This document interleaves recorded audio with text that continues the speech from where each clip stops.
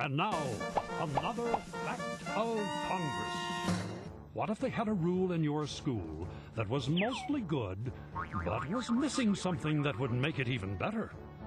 Wouldn't you like to change or amend it? Well, amendments are an important part of what happens in Congress. A member proposes a bill that gets sent to a committee for hearings. If the committee wants to, they can vote to add amendments to the bill. This can change the original language in very important ways. If passed out of committee, the bill with the new amendment goes to the floor of Congress for action. The full House or Senate then debates this revised bill and often considers additional amendments, and sometimes even amendments to amendments. And that's another fact of Congress.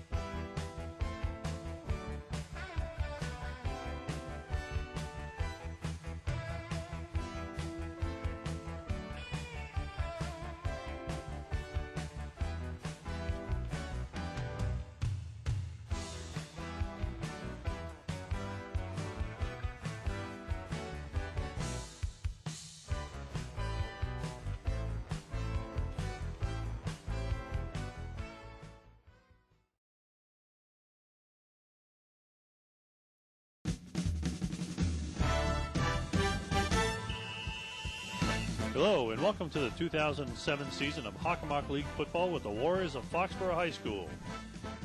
Bringing you all of today's exciting football action are Dennis Robichaux, Doug Seuss, and Frank Jaffoon.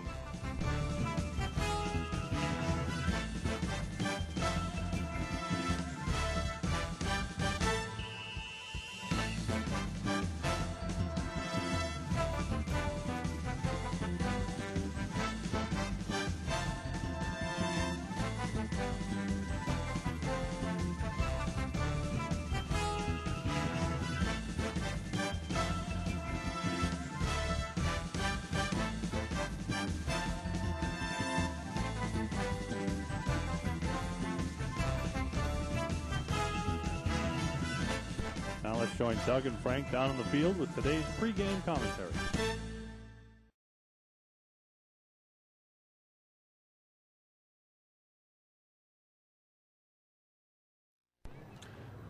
Good evening and welcome to Foxboro High School Warrior Football. Doug Seuss joined by Frank Jaffoon, my partner as always. And tonight's game we got a matchup of Canton High School and the Foxboro Warriors. 20 years ago this would have been a monumental type of game. Tonight it may not be the same, but Canton has improved, Frank. Yeah, they've improved. We've been reading about a nice young running back they have, a kid by the name of Guyton, who's a sophomore. Kind of a big kid, too. He's about 195 pounds, Doug.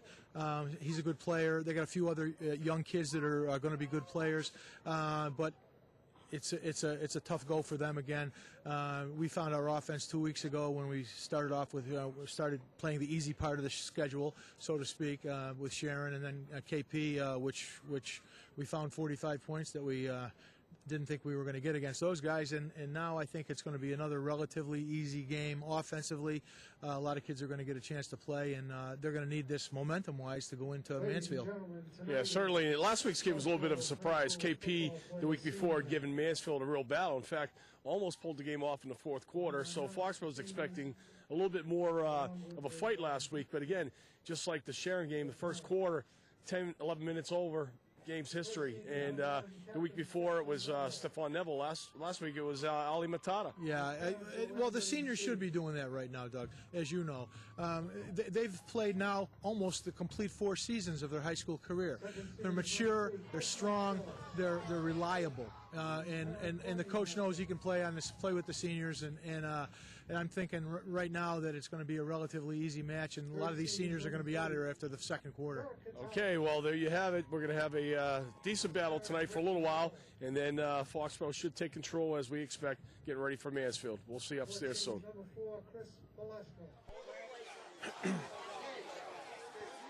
All right, everybody. Welcome again back to the Ahern Field. Friday night game, a little chillier than we've had up until this point, Frank. Yeah, it's cold, but it's going on mid-November, right? It is. So we've been fortunate so far. And in about 10 seconds, we're going to hear the national anthem by the Foxboro High School band. So let's hold on for that.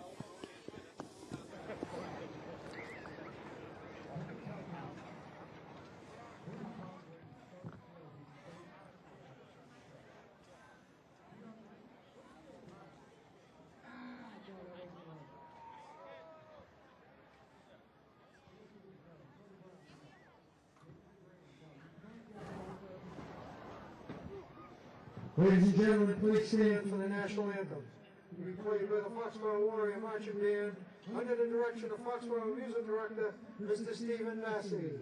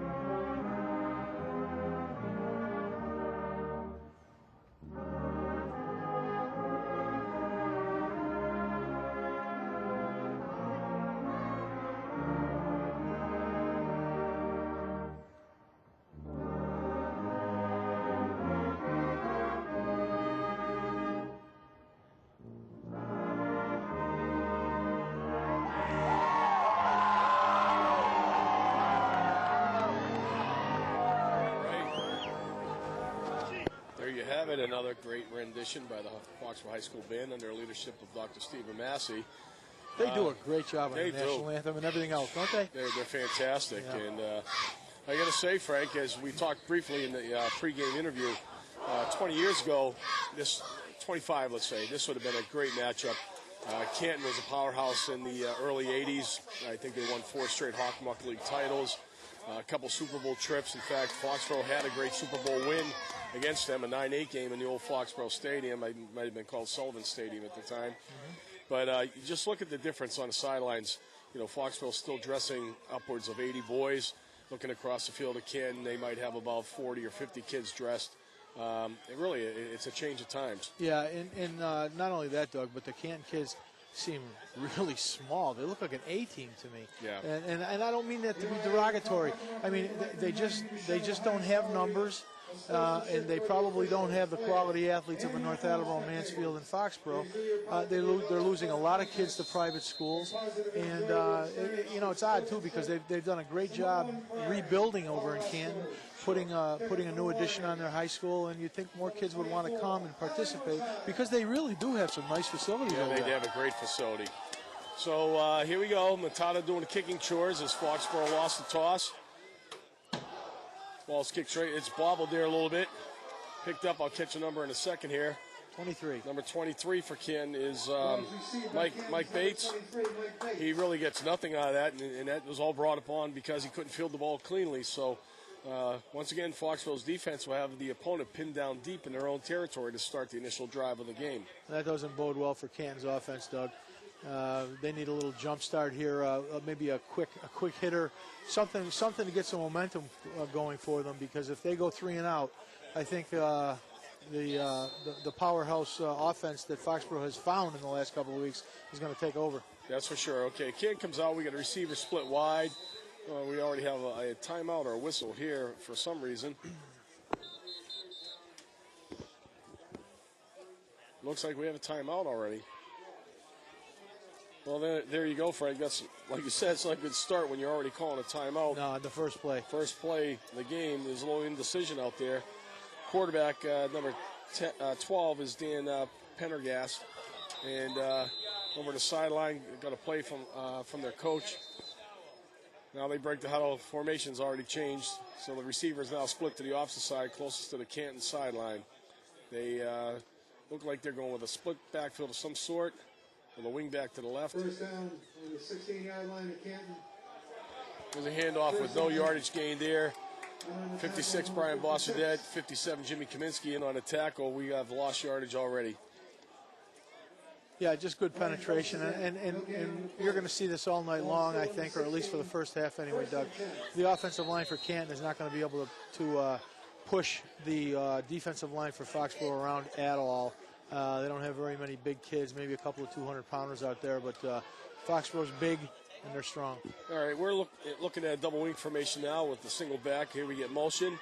A lot of times you see the toss just like you got right there. He's got some room to run here. Wow. Nice little play. That was a terrific play. Ali missed the tackle. He didn't square up. I think that's Ali, right? Yep. 32 is Stephon Jarvis. Let's take another look at a little juke step here by this Jarvis kid. Boom, right there. Yeah, right by Ali, like you said. And then he's got some room. Nice tackle there. 46 for Foxboro is Chris Wade. He's been pretty active last week. He had a fairly good game. So Canton picks up a first down. That's sort of like what North Attleboro attacked us with, Frank. Yeah. So again, we see the same formation with a receiver split wide to the right. Big gaps in that offensive line. Number 16 with the carry. Well, he's got about 5 yards too. They want to stretch the defense here, Doug. Those are two plays, one to the outside on the left and not another one to the right.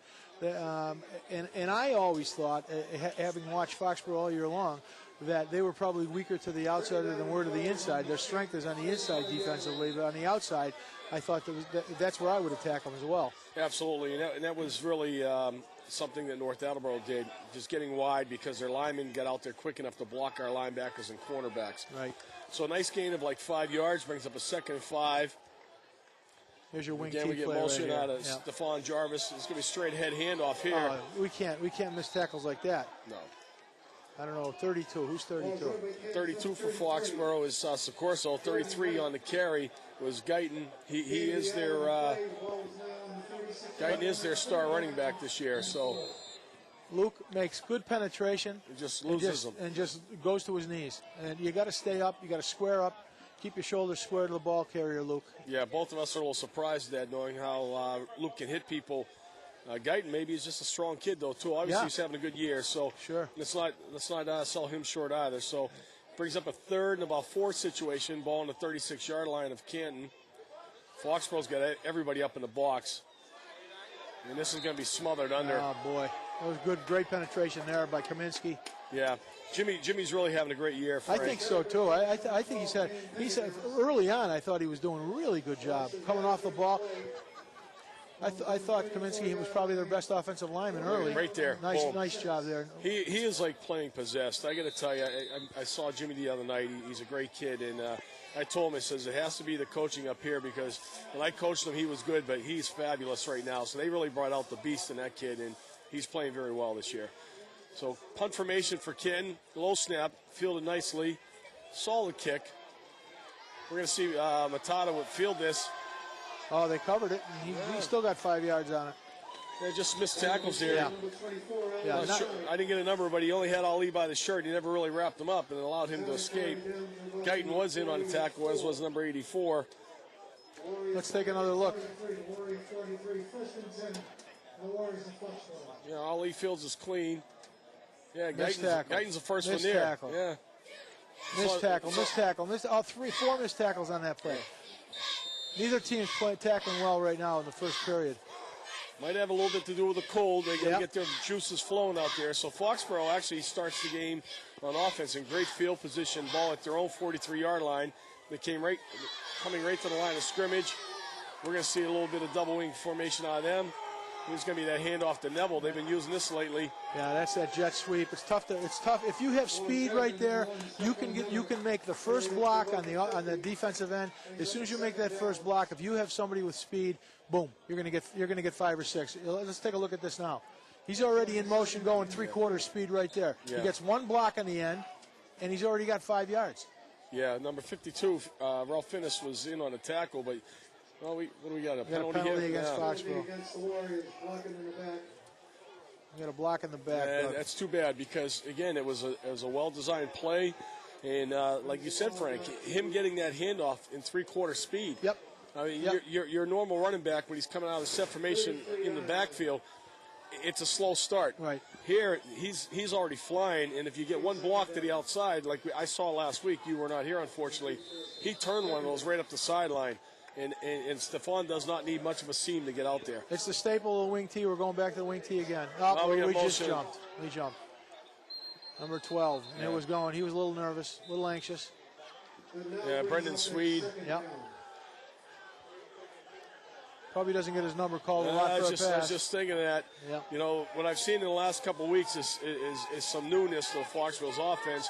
I've seen Alex Price have the ball thrown to him probably for the first time this year. I've seen Nicky Thrasher get a carry from the fullback position. Yep. So we are seeing a couple new wrinkles the last few weeks that earlier on in the first home series, our first 3 home games, we did not see. Yeah, well, you're not going to see a lot tonight, Doug, because you're going to see a staple of that wing tee and maybe a few passes early on, but we're not going to show Mansfield anything. All right, Foxborough's got like a first and forever right nice here. Nice penetration. That's a great play by 46, whoever he is. Yeah, 46 actually is Joe Clapman.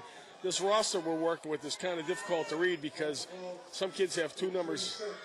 Some kids have 2 numbers next to their names. Some kids aren't even listed. So you see the guards both pulling here, but there is great penetration, like you said. He slows Timmy down enough, and 73 finishes him off. Yep. And I don't have a 73 on the roster, so I can't even identify the We apologize, folks. It's not our fault. We wouldn't tell you if it was our fault anyway. Yeah, we'll blame it on El Sozio. He gave us El Sozio did it. That's right. So Foxborough, second and 27 from their own 26-yard line. Throw the ball. Surprisingly going backwards. Pitch. There's Timmy Mogan going for his first run. Timmy's going to gain about 13 out of that. Yep. Maybe a little bit more. It's a nice run. He gets a good chunk of that back. Almost getting back to the initial line of scrimmage. All it is a sealed block by the tackle. Yeah, see Woolard out there, 58. Yep, and he didn't block anybody. No, basically it's all Timmy Mogan just getting outside. Our tackle's got to block. I'll tell you, if we're going to beat Mansfield, our tackles have got to block. Yeah, absolutely. It's as simple as that. For the plays for the tackles that we have and the size that we have in these tackles, if those kids don't block, we're not going to beat Mansfield. We should run behind them every time. Absolutely. All right, here we go. Third down. Swan going back to pass on the first time. Gets a good rush put on him. Nice. Oh, nice. Look at this. Nice. Is that Alex Price, I believe? There's a happy young man. Good for him. He gets into the stat book this year. That's his first catch of the year. First catch of the year. Good for him. Good for him. Well thrown ball by Swan. A little sprint out pass.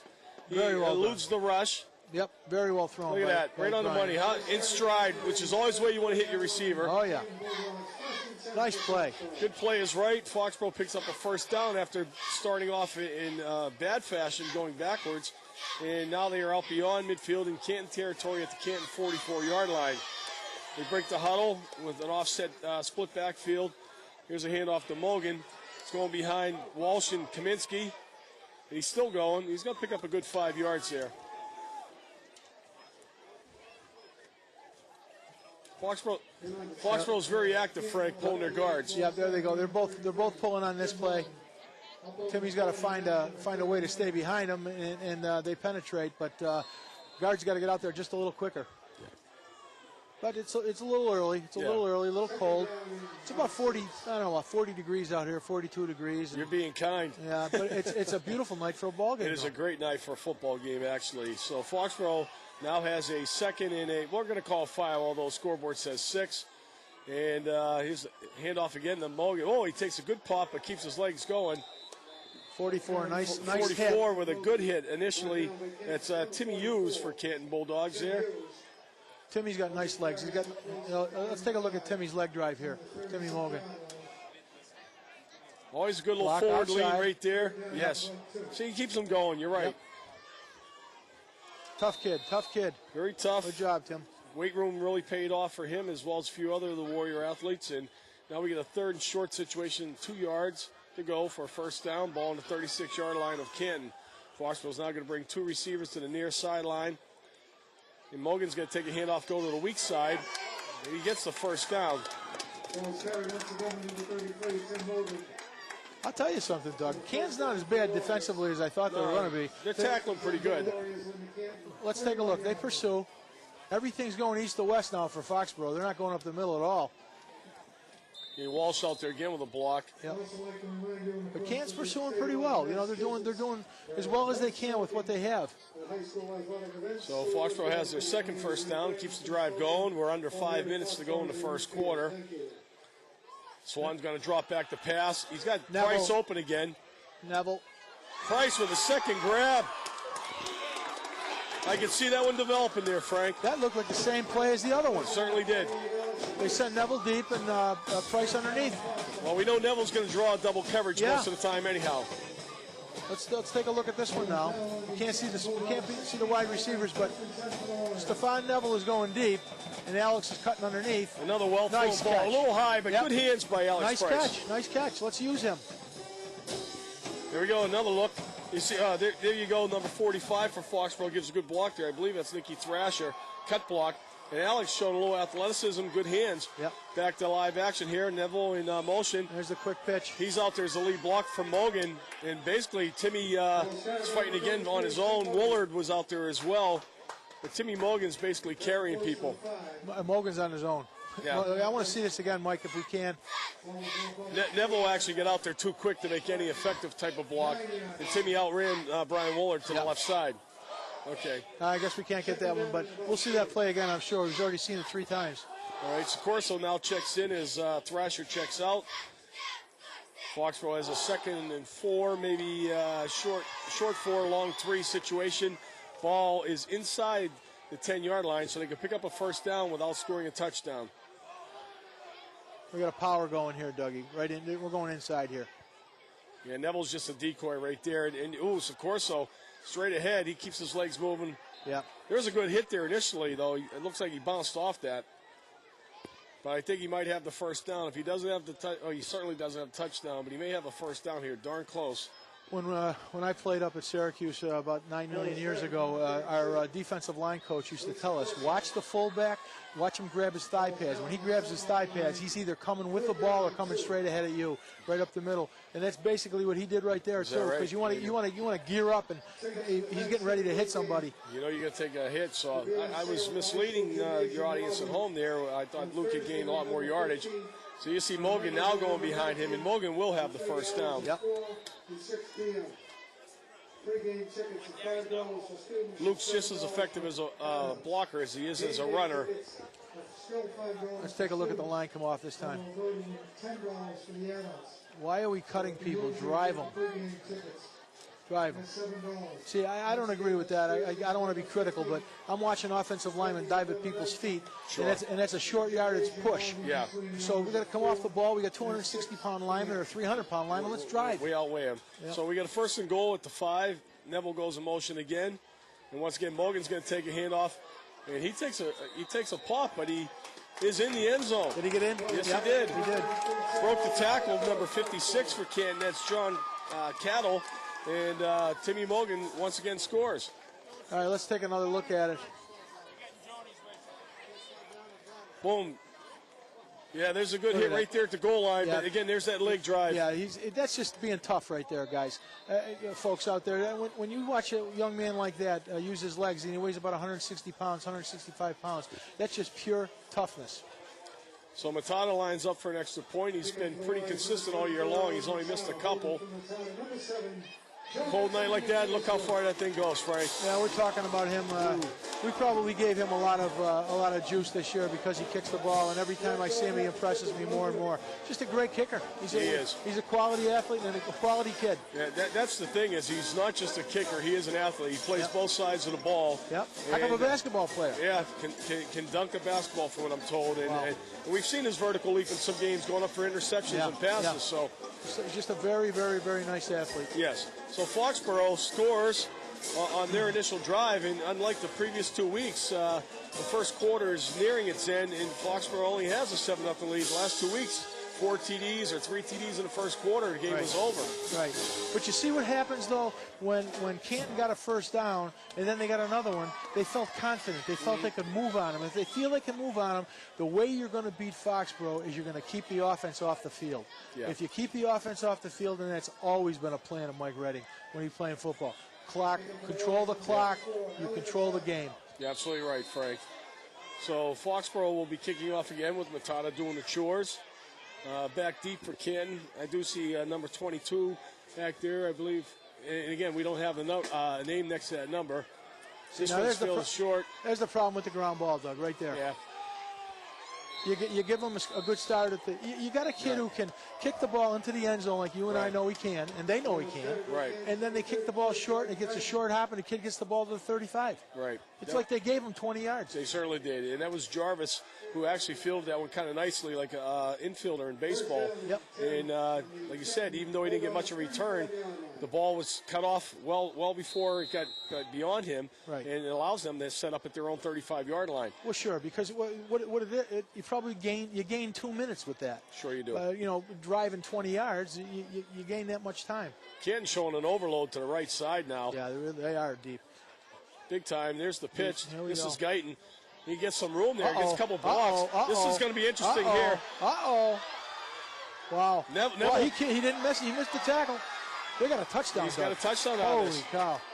That's the kid we were talking about, folks. This kid Guyton, sophomore, 190-pound running back from Canton. He just broke a tackle. Canton showed us where they were going. Yeah, absolutely, Doug. You called it. They were set up there with 3 of them out there. And this kid Guyton makes one good cut there, another good cut there. Look at the wall, White. He got a nice block. Stephon Neville's got to come up. He played it wrong, and then he missed the tackle. Yeah.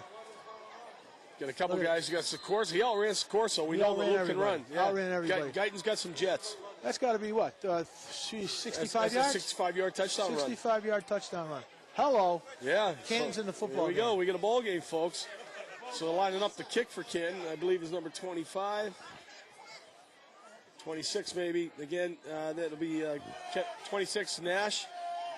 Hey, it's blocked. Boy, oh boy. And that's Donnelly, right? Yeah.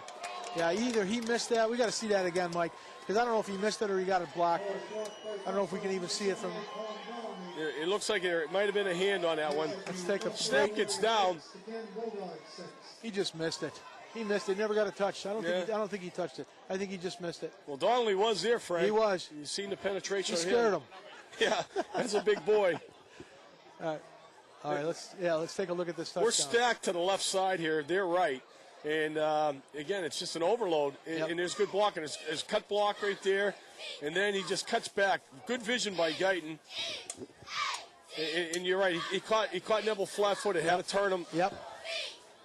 And certainly not strong enough to bring that young man down. I'll tell you what. If you put Neville against this kid, man-to-man, run him from 100 yards, Neville beats him by 15 yards. Yeah. And I can't understand why he didn't get that kid. No. He just had a bad angle on him. Bad angle, and again, tackling high, as well as I do as a football coach, we tell kids you can't hit them high because they'll shrug you off. It's got to be right around the waist when you want to hit them. So kicking off for Canton's number 8. We're all going ground balls, and they made the same mistake. We're going to get the ball at the 41. Yeah, that one, number 45 is Thrasher on the return. And Foxboro, they give right back. You're right, Frank. I mean, they just score a big touchdown. Am I wrong, or is it 6-6 or 7-6? It's 7-6. Scoreboard didn't catch up. Oh, scoreboard didn't. Just shy of 40, first and 10 for the Warriors. Al, we're missing a point on the scoreboard. We didn't make it? We didn't make it. Matatas was no good? It was no good? Wow. Wow. Huh? We all thought Ali Mortada's extra point was good, and it wasn't. It's 6-6. Okay. We apologize. Quick out to Neville. Wobbles it, but he keeps... Oh! What a hit. What a hit. Oh, my God. 34. Wow. Izzy Abraham. That's a great stick. Whoa. That's the best stick I've seen all year long. Whoa. Let's see it again. We got headphones on and we can hear that thing. We got to see that one again, Mike. I don't think Neville wants to see that one again. Boy, he laid the lumber on Stephon. Woo. Well, we got trips to the right now for Foxboro. Logan is a single back. Straight ahead handoff to Tim. He's going to get a first down. Close to it. He's going to come up just a little shy. All right, let's take a look again at Stephon Neville getting stuck. Boom. Bing. Oh. Helmet to helmet. Hello. Clean hit, just very, very hard. Good stick, good Oh, stick. goodness. You're right, Frank. That might have been the hardest one I've seen this year. I tell you, Canton's playing pretty well. Pretty well. We are under a minute here left in the first quarter. And Swanton now in the shotgun formation. Inside handoff to Neville. There's the jet sweep. Yep. He's got a little room outside. Avoids one tackle. There he goes. He's got sidelines. He's gone. Yep. He dives into the end zone. Yep. That's poor tackling by Canton right there. I'm praising him, and that was just bad tackling right there. Nice job by Stephon Neville. Good speed.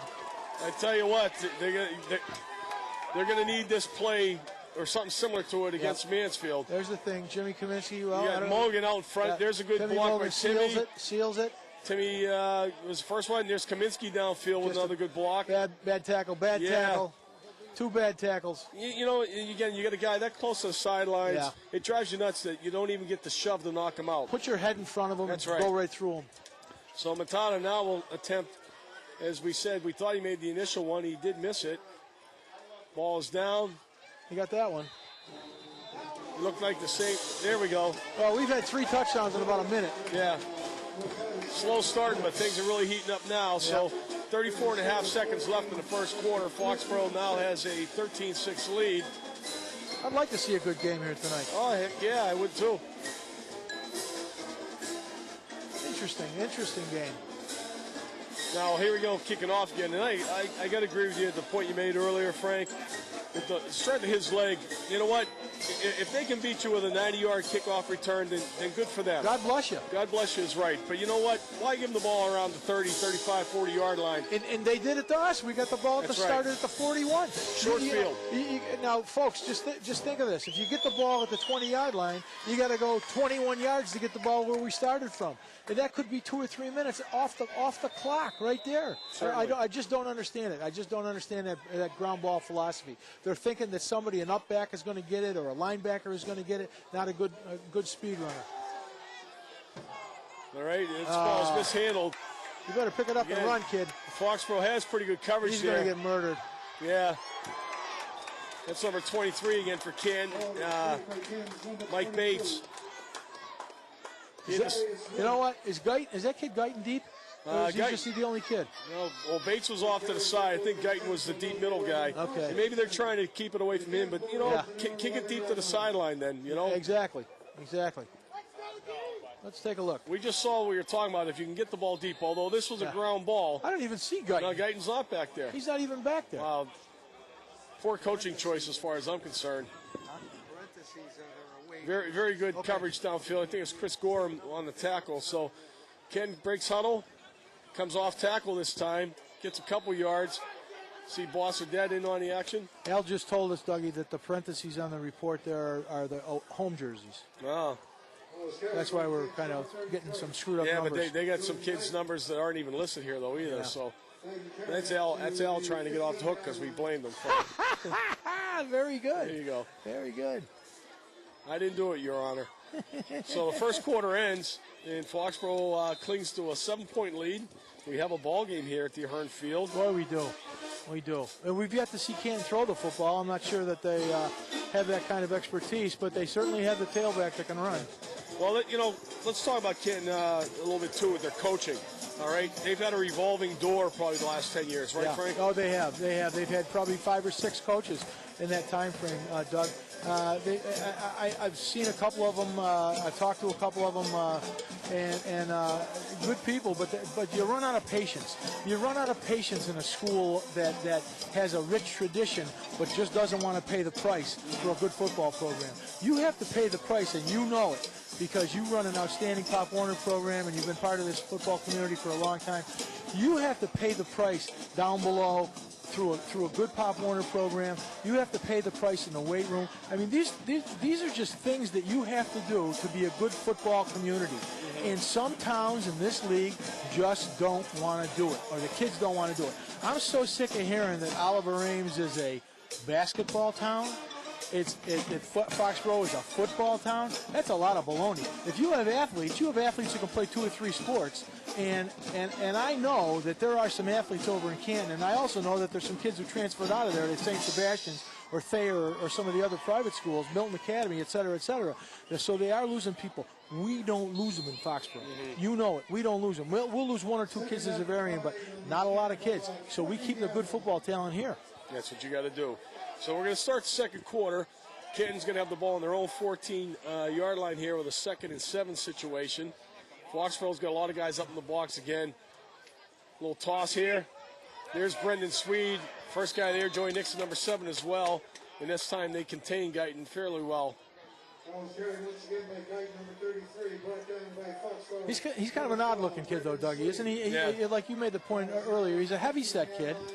He's got kind of a short step, but he's got good speed. He's got a burst, Yeah. and I think he's strong. I think the upper body strength is a key to him because certainly, as we saw with Neville trying to tackle him up high, it was no contest. Yep. So here we go, third and 7, no gain on the play. Let's see if the defense here, defensive line, can make some penetration. We're playing a little bit to pass here. Got a couple guys off the ball, our cornerbacks. There's that jet sweep coming this way. way. He just lost his footing.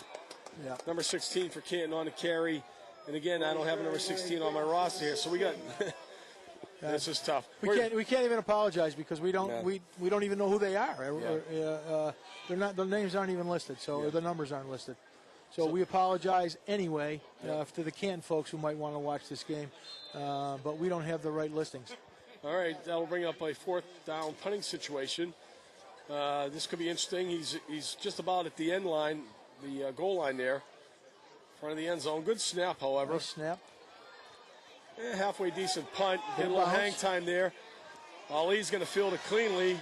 Really, he's going to have to try and make something happen on his own. He's doing it. He's gone. Here he goes. Mr. Excitement. Wow. Right to the 14. Boy, he made something out of nothing here. Yeah, huh, Frank? he did. Nice to have good quickness. Wow.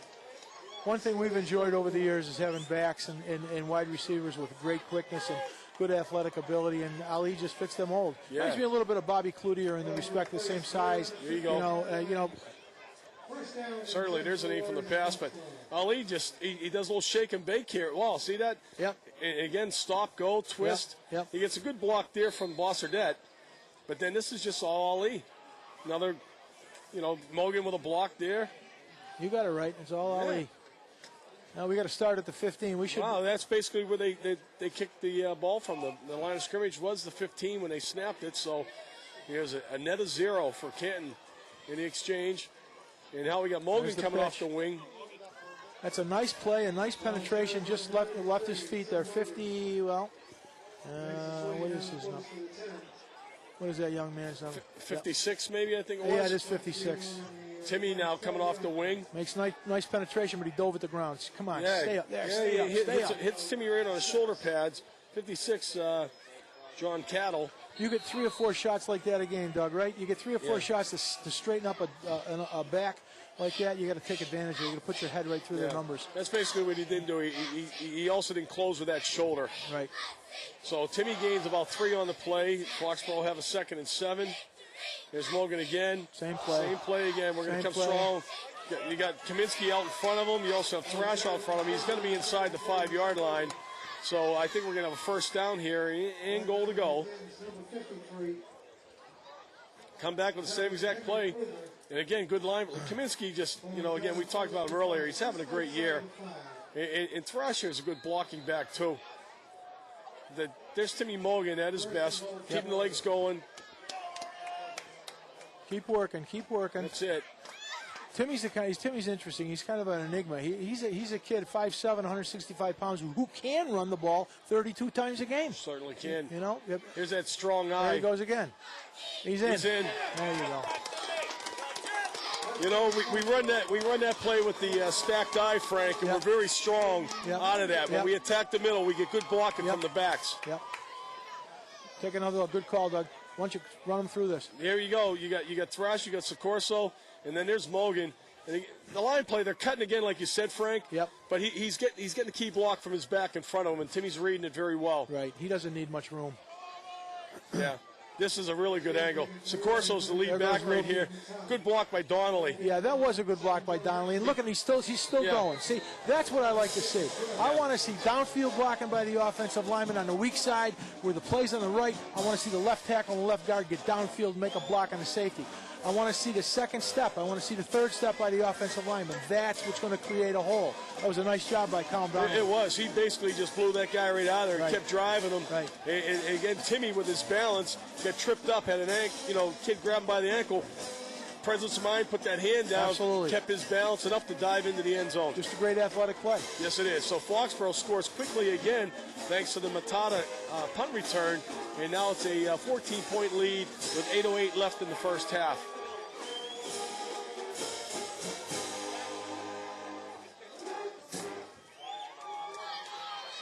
Now, Canton's coach right now knows that this is the turning point in the game. We're at 8:08 in the second period. We got a 20-6 lead, and he's telling them we got to do something on this drive. We got to do something. We got to answer that last touchdown. Yeah. If we don't answer that last touchdown, we get another one before the half. Game's over. Yeah. If anything, they got to play ball control here. Scoring is point. the ultimate goal. But another thing would be chewing off a lot of time off this clock and then trying to play some field position. They can't give up another score because, like you said, basically the kids just lose their momentum. They lose their drive, and Foxboro steamroll them in the second half. That's right. So we'll see Matata kicking off again. Senior night here at Foxboro. A lot of them on there special teams. We go. There's a boot. There we go. Right to the 7-yard line, and he fumbled that. It. There you go. And there you go. Nicky Thrasher on the tackle. Nick Thrasher, where's the ball, Dougie? At the 15. There you go. Number 32 on the return. Jarvis wobbled it as a good kick. Should have caught that cleanly. Sure. Well, he's bobbled 3 of them. Yes. He's bobbled 2 ground balls in that. He's struggling there, and Nicky Thrasher with great downfield coverage. Runs very good for a kid that plays catcher. For an ex-lineman and a catcher. Ex-lineman and a catcher. Yeah, good for him. Runs very well. Good for him. Tough kid. Yes, he is. So Canton once again in terrible field position to start a drive inside their own 20-yard line at the 16. Foxboro basically has everybody up in the box again. Oh, yeah, they know where up. We got a little movement there. Nothing. You see Swede again at the bottom of that pile. He's had a pretty good year as well, Frank. Yep. Done a nice job at defensive end. Last week he had a pickoff, and he was on his way to the house, and he got dragged down inside the 5. It was probably wanted to kill himself. Yeah, but you know what? It was a great effort on his part because he ends up picking off a pass there, and just got his paw out there, and he knew what to do with it once he got it. Yeah. Just didn't have enough to get into that end zone. So we have a 2nd down and 11 as Kent loses a yard on the carry. Now they're going to show us a power I formation. This is a crucial play. I got a feeling this is going to be a little pass here. It wouldn't be a bad call to have a little play action. We're not going to throw the ball. He doesn't want to throw it. There's Socorso all over that. Yeah. Nobody blocked him, I don't think. Can we see that again, Michael, please? Wow. I want to see where Socorso came from. See, either he shot a gap. Thank you. Let's take a look. There you go, Frank. All right, here we go. Just off tackle. There's Luke waiting for him. See, now he was squared up. He was squared up and ready to make the tackle like he can. Nice job, Luke. Yeah. Good job. It looked like nobody even bothered to pick him up, too. It wasn't like a blitz or anything. Nope. He was just in the hole. Yep, exactly. Okay, so Canton loses a couple more, and now they're faced with a 3rd and 13 situation from their own 14-yard line. Foxboro's not even respecting the Canton's ability to pass the ball. Well, they haven't thrown it yet. I don't think. I just get them all in the box. He is going to drop back now. That's just throwing it up. He made a catch. He caught it. He caught it. I think Ali jumped too soon. Yeah. It was Ali, I think. Yeah, it was a little batted ball action there. It was Ali on the coverage. Let's take another look at that. I think Ali jumped a little too soon on this play. He did. He just mistimed his leap. But a credit to our quarterback here for Canton. He gets outside. He just throws the ball in the air for grabs. Oh, yeah. It's a hand-to-hand combat. There's Ali jumping right there. He missed time. But to the credit of number 84 for Canton, Sean Burrows, he stayed with that. Sure. Came down with it, and big first down as they pick up about 35 yards on the play. Now we get a little motion, straight ahead dive. He lost the ball. On the ground. He lost the ball. Then he's got it back. Looks like they got it back. Yeah. That's 33. What's his name again? That's Guyton. Guyton. Yeah. Guyton, 33. Just didn't have a clean handle on that one. Number 33, Jordan Guyton. Ray Bass, the quarterback, number 8. Again, completed his first pass. It was a good time for them. And now, we're approaching 5.5 minutes left in the half. And Canton is where they need to be at this point in time. They're moving the ball upfield. Actually, let me check that. Number 12 is the quarterback. That's Dan Pendergast. So they're moving the ball. Got motion. Got a little play action pass here in the seam.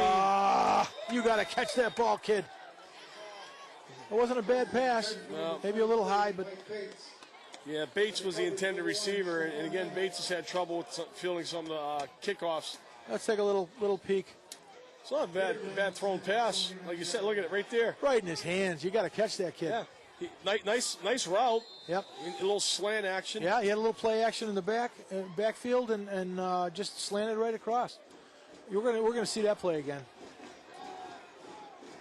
Okay, now Canton faces a 3rd and 10 from from the Foxboro 49-yard line.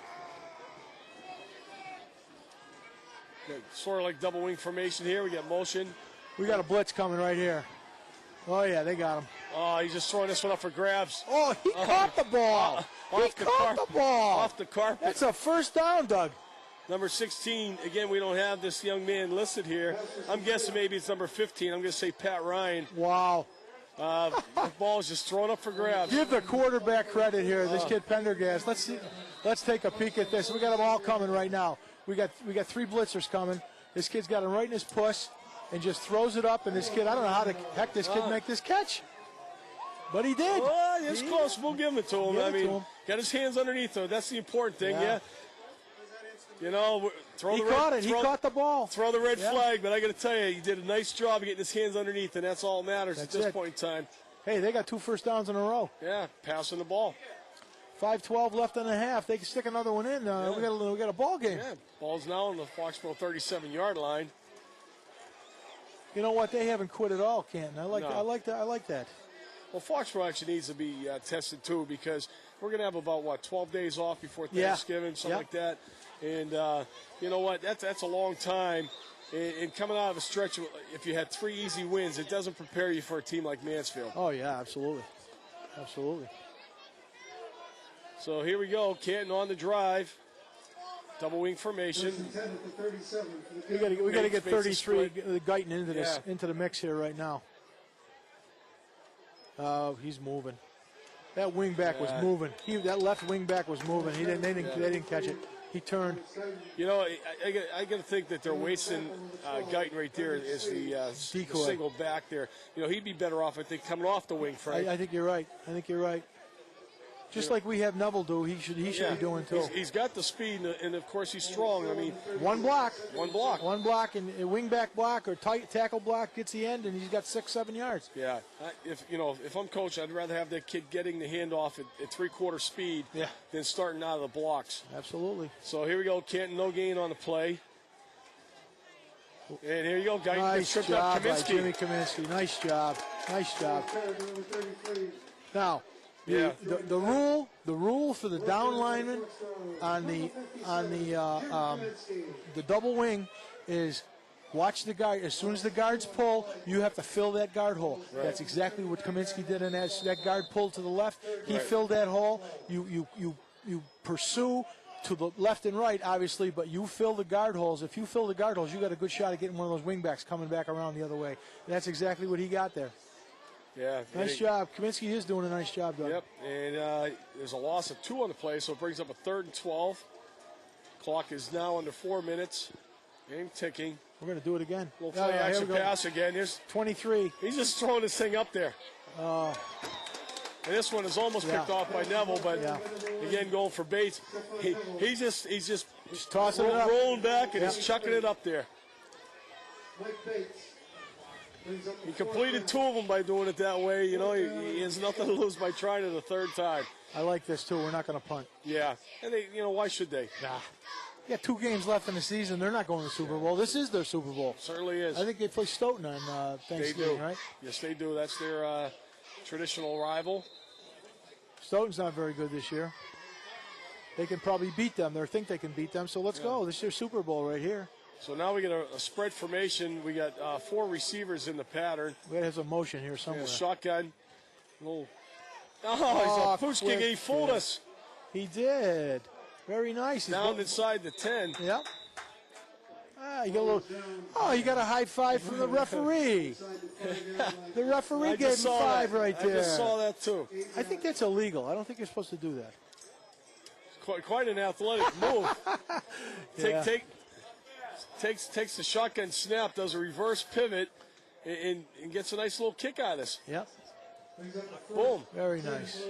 Very nice. You know, obviously Foxboro wasn't prepared for the punt. No. Ball gets down inside the 10. So we have 3:33 and a long field ahead of us.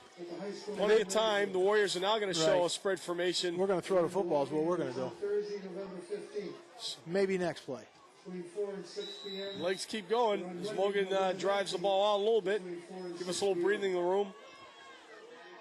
If I've got a weapon like Neville, I'm going to use him. I'm going to throw him right down the field right now. Let's go. We only got 3 minutes left and a half. Yeah, I think we got to go about what, 80 yards? Yeah, and I think we've got all our timeouts. Yep, that's true. All 5 of them. So yep. Morgan with a gain of about 5 on the play. Foxboro again coming out in a similar formation with Matata split to one side, Neville split to the other. And again, we're going to hand off to Morgan, and he gets hit pretty good in the hole there. Good stick. Number 16 in on the tackle. I'm going to say that's Ryan. Timmy gains basically about a yard, maybe 2. It's going to bring up a 3rd and short situation. 2.5 minutes now remaining in the half. Canton getting a little stingy here. Of course, Foxboro playing right into it. Really, Swan's probably dying to throw the ball. I would double team Ortada and double team and Neville right now. I'd play cover 2s on both of them. And we got 1 safety. We got 8 guys in the box. They think we're going to run the ball, and we are. There's Morgan again. Nice little move. Timmy gets outside. Legs keep going. He's going to get out of bounds. Stop the clock. Picks up first down yardage and then some. So we're out about the 33-yard line. Little toss here. There's Woolard with a block. And again, Timmy's doing a lot of this on his own. Yep. He actually gets outside of his lineman. And he's hard to bring down. They're not going to bring him down trying to arm tackle him. So nice little gain. Foxboro picks up a first down. Clock is stopped with 2:01. Ball on the 33-yard line. 11-17 on November 17 at 5 p.m. And again, just a perfect opportunity to put the ball in the air. Alex Price has already caught 2 passes tonight. We're going in the air right now, Doug. Good call, Coach. Swan avoids the blitz, but not the second one. They got him. Got to call a timeout now. 53 for Canton in on the tackle. Henry Kruger. Taken by the Warriors.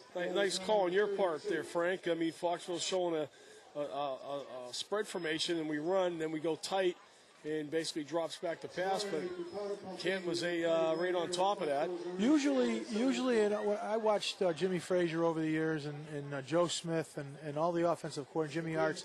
Anytime we put a guy wide and we put a guy in a slot, and we had 2 tight ends with the second tight end, nobody on one side of the field, no wide receiver. It was always a pass. It always seemed like a pass to me, and I understand that we have offshoots off of everything. I mean that's the way coaching is, but it always seems like we're going to go trips right now. Yeah. And we still have Morgan back. But this has got to. Yeah, there's Morgan going to get the ball. Inside handoff, and Timmy gets nothing there. We got to call another timeout. Yeah. Josh Sarnowitz. Number 70 brings Timmy Morgan down. Foxborough's going to go without a huddle, going right up the line of scrimmage. 3rd and 9. Here's your pass right here. Here's Neville. Yeah, there we go. Timeout. Hey, you can't take them with you. You get 150 of them a half. Or at least 130. Ball is now on the 35-yard line. 3rd down and about 8. Canton putting up a pretty good little struggle right here. Bending but not breaking.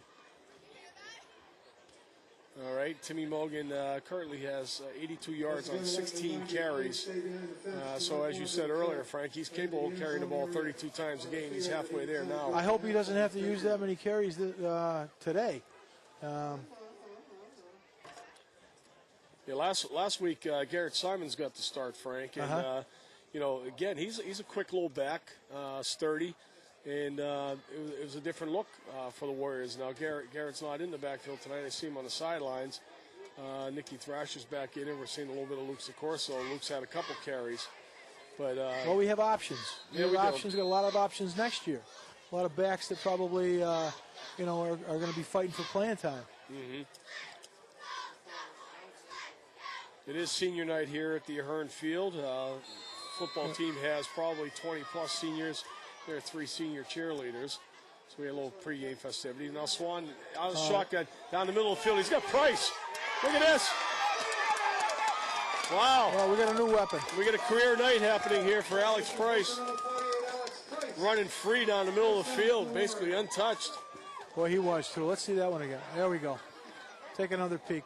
Price is lined up. He's running right down the middle of the field. Good pass blocking. Ball's well thrown again by Swan. There's Alex. He lays the shoulder into number 8 for Canton. That's Bass. Breaks that tackle. Here we go. Same play again now. This time a little screen call. Nice. Kaminsky with a good block. There goes Mogan. Keeps his balance. He's inside the 10. Minute and 13 clock stops while they move the chains. Nice call. Nice setup right there. That was well designed. Well designed. Look at the screen to the left here. Brian Swan, nice pass. Just got Kaminsky nice out front. block Jimmy, by Kaminsky. nice. Kaminsky, nice block. Good job. Good job. I like the way he hits people. I certainly do too. So here we go. Foxboro clock is ticking again. Foxboro will have a 1st and goal situation.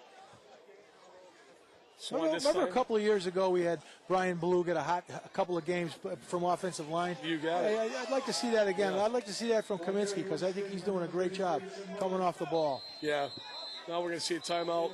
I think it was that Thanksgiving Day game over there in Mansfield that rained it. Yeah. Although it didn't turn out the way we wanted to, Brian Blue certainly had a good game that day. He had a great. And then in the playoffs, we went into the first round, played Plymouth North, if I'm not mistaken, and we ran all over them. And then in the Super Bowl against Natick, I think. Yeah, he got hot, Brian, and I'd like to see an offensive lineman can just get as hot as an offensive back or a wide receiver. People don't realize, they think they're just grunts up front banging people, but if you get a hot kid who can turn his body and turn his man, that's a hole right there. That's a possibility for yardage. So if you can ride a good offensive lineman. Yeah, they get in the zone too, and certainly if he's feeling good and things are clicking for him, you want to stay behind that guy. Absolutely. Yeah, absolutely. Well, and he and Donnelly, it seemed like they're 2 kids that have a little bit of desire that want to continue to block. They want to make the first hit and take the second step. There you go. So we got 47 seconds, Dougie, left here where they got the ball on the 4-yard line. Yeah, and I got $50 as we get it in. I think you're going to save that $50. I'm not going to lose mine. So here we go with that stacked eye formation again. Mogan's going to get a carry. He walks in. Yeah. Well, I saved 50 right there. Yeah, well, if you got Mogan back there, it's a good shot. We're going to get in the end zone. And I tell you, it's hard. It's hard to stop that triple I formation because the backs back there do a good job. Boom, boom. Yep. Nice job. Nice job by the line. Left side of the line. Yep. Really started that, and Timmy just walks through there. So Ali lines up to kick another one. I'd like to ask those kids in the end zone to please stay out of the end zone. Good snap, good hold. And that one looks good. Nice kick. The kick was good. I can't believe he missed the first one. Yeah. I thought everybody, the scoreboard said 7-0 and everything else, and we just took him for granted. So Canton unfortunately surrenders another touchdown late here in the half, giving Foxboro a 21-point lead. And realistically, that's the last thing they needed because the Warriors will be getting the second half kickoff to boot. So, hey, why don't you talk about? We got a little break here. Why don't you talk about your Pop Warner program? We have had a successful year. A couple of our teams made the Hawkmark Bowl tournament. Unfortunately, they're out, but our C team coached by Mark Bond, Jimmy Spurzle, Glenn Campbell, and Mass Martignetti. They're advancing to the New England Regionals this Sunday, where they are playing Watertown Belmont, I believe it is, up in Medford. And the first round of the regionals, 3 games away from Disney. That's terrific. They're 10-0 right now, scoring 30-something points a game and giving up less than 10, and beat a real strong Brockton team last week in Bourne, so we're real proud of them kids. Absolutely. Now we get a boomer kick here again. Fielded on the sideline here by number 34 for Canton is oh, boy. Abraham. Oh, nice play. And, yeah. Nice tackle from behind. Did a nice little weave in there. 29. Who's 29? 29 for us is J.P. Slavey. Now, I get a little story behind this one. J.P. came up to me the other night down at the ball field, at the Pop Warner Field, and he says, hey, Coach, he goes, I'm on special teams this week. I said, really? He says, yeah. He says, I'm going to make a tackle. He goes, look for me. I go, what's your number? He goes, it's not what it is on the roster. He says, I'm number 29. Do I get that written in? You got it all written in. I got it written in. And he made the play. He made the play. Good for you, JP. Good for him. He told me he was going to do it. Good for him. Now, if you can only give me a lottery number to pick. Oh! A little what do you razzle dazzle here. He'll pick off maybe. Oh boy. Little flea flicker type of action. Yeah. Oh. We're going to get embarrassed right here. Here's Mike picking on us here because we missed this.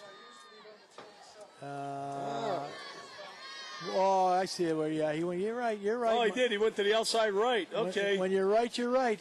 Look at. Okay, we're going to rub it in, Mike. Right. Okay, let's go. Let's go to the play, Mike. Thank you. It was a lot harder to see at real speed. Yeah, because we're real old. We're real old. I'm wearing glasses up here as it is. Good job. All right. Here we go. 27 seconds left. Now we're going to see a straight ahead handoff, and that's going nowhere. Kaminsky again with Donnelly.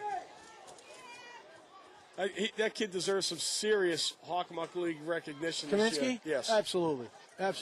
He's one of the best offensive linemen I've seen. And defensively, he's played a heck of a year, too. I mean, I've had 5 or 6 guys tell me, Dougie, there's a kid over in Mansfield, a kid by McGlavin, who they say is a punishing offensive lineman.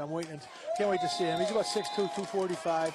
Everybody's talking to me about him. And, of course, we know that Donnelly's a big kid and Willard's a big kid and Kaminsky. But I'll tell you what, I'll put Kaminsky up there against any of them, all the kids I've seen so far. Right now I would, too. So we reached the halfway point as the teams head to the locker room. Foxboro enjoying a 21-point lead, 27-6. Mogan has a couple touchdowns here tonight. Neville has one. And refresh my memory. Mogan's got 2, doesn't he? Yeah, Mogan's got 2. Neville's got 1, and somebody else has 1 for us. I can't recall right now, but somebody from the truck will help us. So we're going to have halftime. All right. Mogan's got 3. Okay. Well, we knew that, Frank. We were just checking on you. I ran out of fingers. Well, and while we get a quick break here, too, I just want to mention the high school cheerleaders. Last week they competed at home at the Foxboro High School gymnasium in their, here we are on screen, in their first competition of the year. There's Ma Goodwin, always the fan support. And Mrs. Foxboro football. Yes, and cheerleading. So a nice job, performance by the girls. They finished second and have advanced to this weekend where they will be competing down in Taunton. Very nice. That's pretty good. Well, they're real good. I mean, it's just fabulous. Crystal Salisbury is the coach of the team. She works the girls hard. I'm guessing that 95% of them are products of the midget football program, where we continue the tradition. Our 18 cheerleaders have advanced to the regionals again as well. They'll be Thanksgiving weekend. They'll be out in Springfield. That's terrific. It is. This is good stuff. And you know, anybody that tells you that cheerleaders are not athletes, all right, try and do that. Yeah, exactly. All right, Frank, when was the last time you did one of those things with your leg up over your head? I never. Never. unless somebody put it over my head in a wrestling move. So. Yeah. All right, so we're going to go down to the field for the halftime activities with the Foxboro High School Marching Band, and Frank and I will join you back here in a few minutes.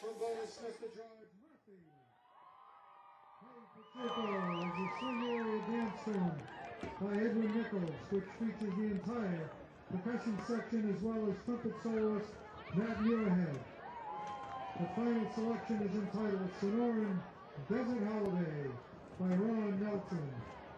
This music, which showcases the band's melodic percussion section, is based on Native American and Mexican American folk dance traditions from the Great American West.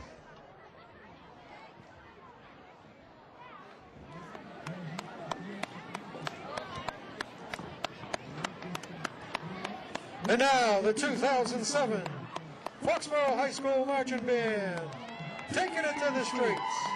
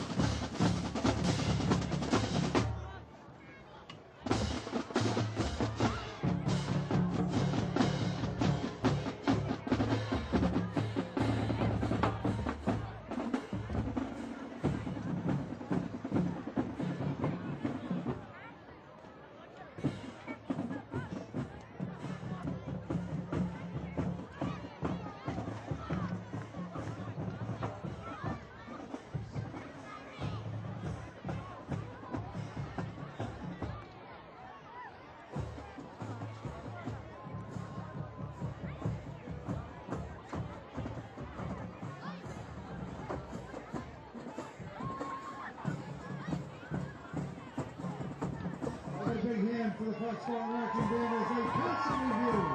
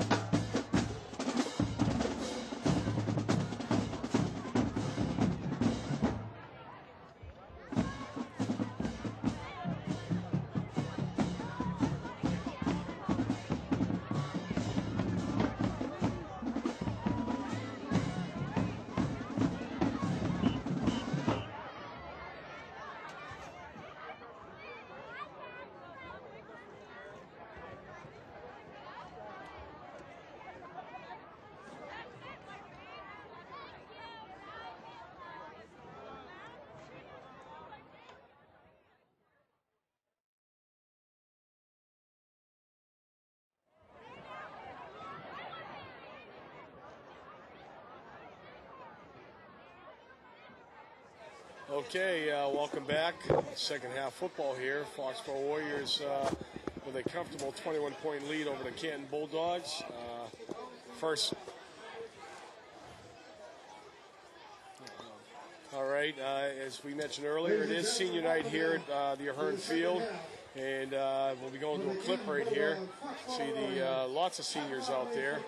There are a lot of them. I counted about 30 of them. Yeah. Seems like more and more every year now, doesn't it?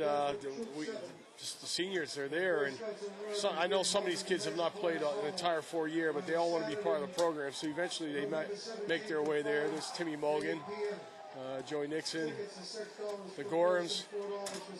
Billy thinks he's going on a cruise. He's waving at everybody. Alex Price was having a good night tonight. Timmy Driscoll, Brad Whalen. Another captain, Brian Bossedette, Jimmy Kaminsky. Jimmy looks like a Warrior with that face paint on. Yeah, he's got that. What's that kid who used to play for Boston College? Hovan. Yeah, Chris Hovan. Chris Hovan, yeah. Yep. And Bernstein's, there's Colm Donnelly right there. Max Hadley's a first-year player, and here's our cheerleaders. We got Kelly Johnson, Emily O'Coin, and Beana Thrasher. So they're enjoying their night. Tough part, Frank, is a cold night like this. You take that 15, 20-minute break, and then you have to come back out. And you see some of the Warriors going through a stretching routine out there. But I noticed, I went over to the school at halftime. They don't go inside. They stay outside. Yeah, stay outside. So their body's not going through that cold to hot to cold shock, but still your muscles will tighten up when you're sitting there. But they're young, Doug. They are young. And more flexible than we are, and more durable, that's for sure. They're not better looking, though. No, that comes with age. Yeah. yeah. And you know what? And that's why we're wearing glasses nowadays, too. So, look good in the mirror until I put my glasses on. So here we are, about to start second half. Foxboro will receive the kickoff, and they will be on the TP side of the field. Last week I mentioned I don't know what's east or west, north and south. I don't know the orientation of this field, and I got to find that out. So one of these times I'll actually sound like I know what I'm talking about. We're defending the north side or the east side. Let me help you. All right. The sun sets at the scoreboard side. Okay. So if the sun sets at the scoreboard, that's there you east go. right there. There you go. Thank you. And Frank doubles as a meteorologist in his spare time. And it's cold out tonight. It is cold. So doing the kicking chores for Canton is number 8. That is Ray Bass. Also plays wingback in the offense for the Bulldogs. Back deep for Foxboro, we have Mogan in the middle. We have number 3, Derek Cataldo. And it might be Socorso on the other side. There's going to be a squib kick, and Thrasher's going to field this one again.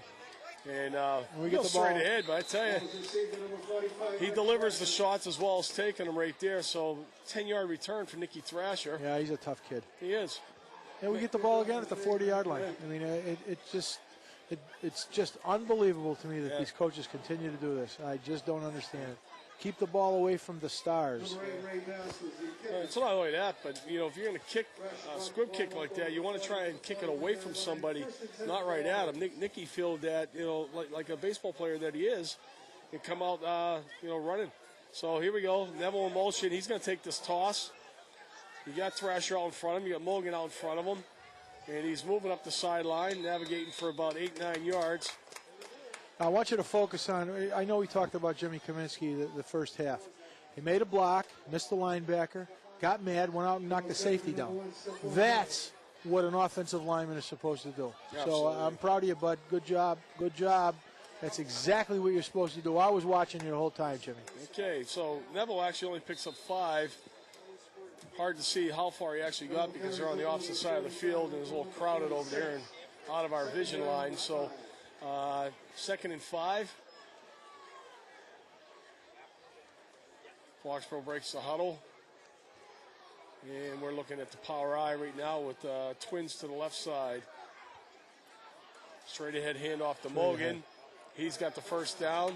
And he's mad that he didn't break. He didn't mad. So. That was the last guy to beat, probably, huh? Yeah. He's thinking. Yeah, Timmy thought he had the big one right there. What a pig. He's got 3 touchdowns, Doug. He wants more. Just a greedy, rotten kid he is. There it is. You know, he saw the vision in front of him. Yep. It's either that or he's mad that he got brought down by an ankle tackle. You know, that's certainly not the way he usually comes down. So back to same formation. Twins again to the left side. Probably going to have motion here. Might have movement. That's what we have.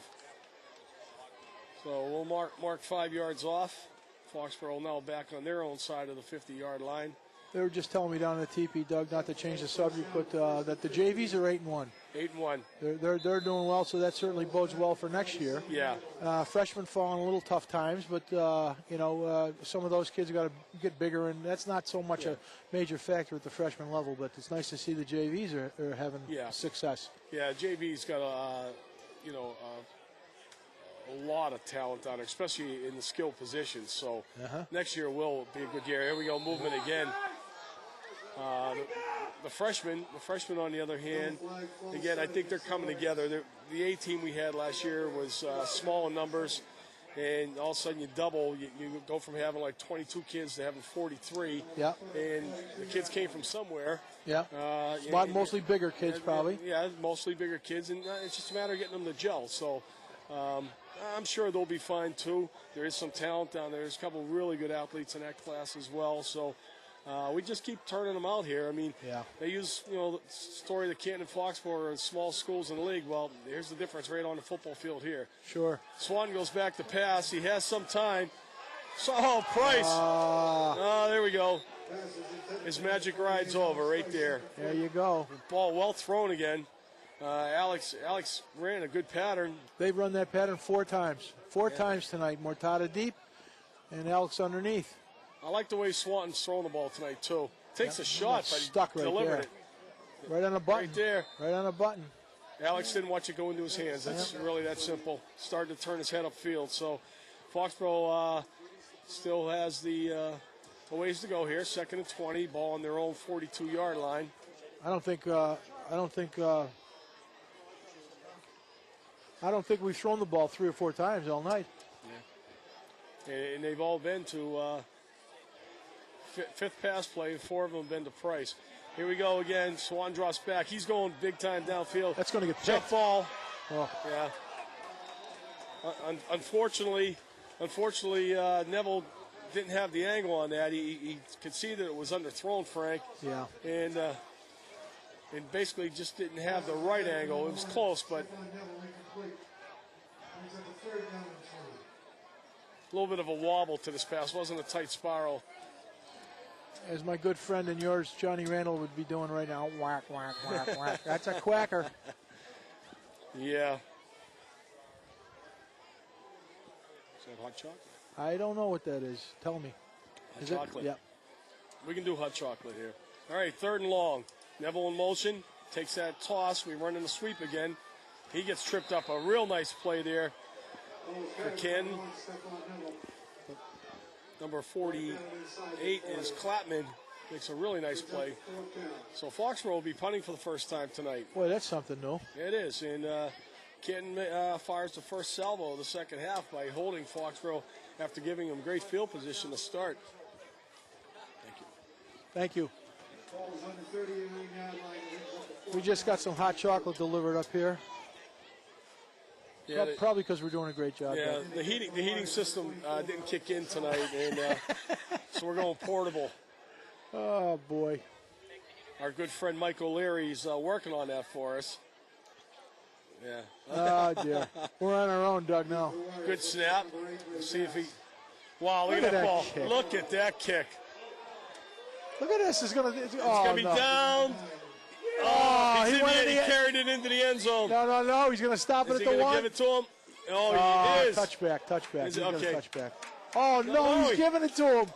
Oh, God. That's almost unfair. Number 4 for Foxboro. Chris Balestra covers the punt, but I thought he got into the end zone myself. What a kick. Watch this again. This is ridiculous. He just kicks the ball 80 yards. Maybe not 80, but 60 anyway. It only dies at the 1 foot line. The line of scrimmage was the 38. Yeah. So that basically is a 61-yard punt. 61 All right. You figure he's 12 yards back. So it's over 70 yards. Yeah. And he weighs 135 pounds soaking wet. That's right. Holy cow. And you're going to tell us that kid doesn't have a Division I leg. Oh. Fantastic. So Canton can't have a worse situation going for him than they do right now. Nowhere really to go. You'll see. Oh, boy. He got out of the escapes end that. zone. Number 16 is Ryan, and he barely gets out of the end zone, preventing a safety being scored by the Warrior defense. Again, where's Guyton at in this situation? You know, What, are they protecting him for next week? God, I don't understand it. We saw a great touchdown run on his part earlier, tied the game up at 6, and he's had a couple carries since then. Nothing, really. Yeah. I don't think he's carried the ball more than 5 times, Doug. Yeah. I don't think he's hurt, that's for sure. I mean, we haven't seen him carried off the field or anything. No. So They're in trouble here, though. yeah, he is in the backfield. He's playing fullback right now. Foxborough's up in the box. And again, there's Swede with the tackle. Minimal gain.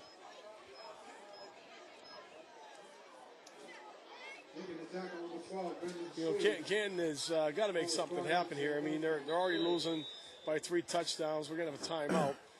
They're already losing by 3 touchdowns. I mean, got to get a little risky, I think, you know.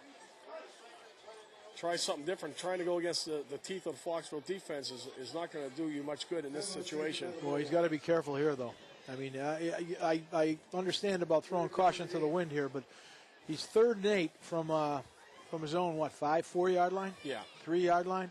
Yeah. I'm just thinking of that sweep play that they ran earlier. I mean, they ran it once, and it scored a touchdown for them. They haven't come back in that formation since. Well, he's got a couple of kids spread. He's got one in the slot on the right, and he's got a kid way down by the sideline here. Yeah, that's a pitch. Yeah, just toss the Guyton there. And he got to about the 6-yard line. Lots of that Swede in on the tackle.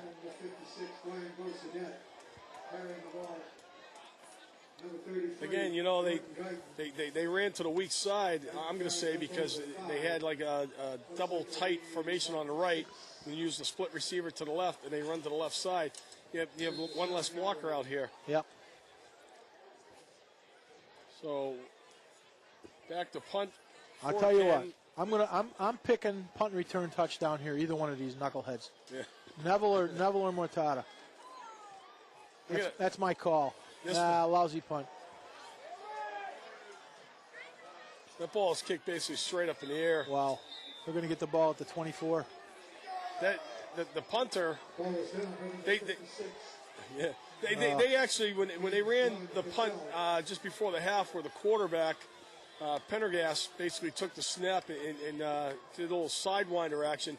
got a pretty decent kickoff. This time they were in a set punt formation, and I think it was number 70, Josh Sarnowitz. I mean, the kid looked like he's 5 foot tall by 5 foot wide, at least from this perspective, and he kicked the ball straight up in the air. So Foxboro gets a great opportunity here.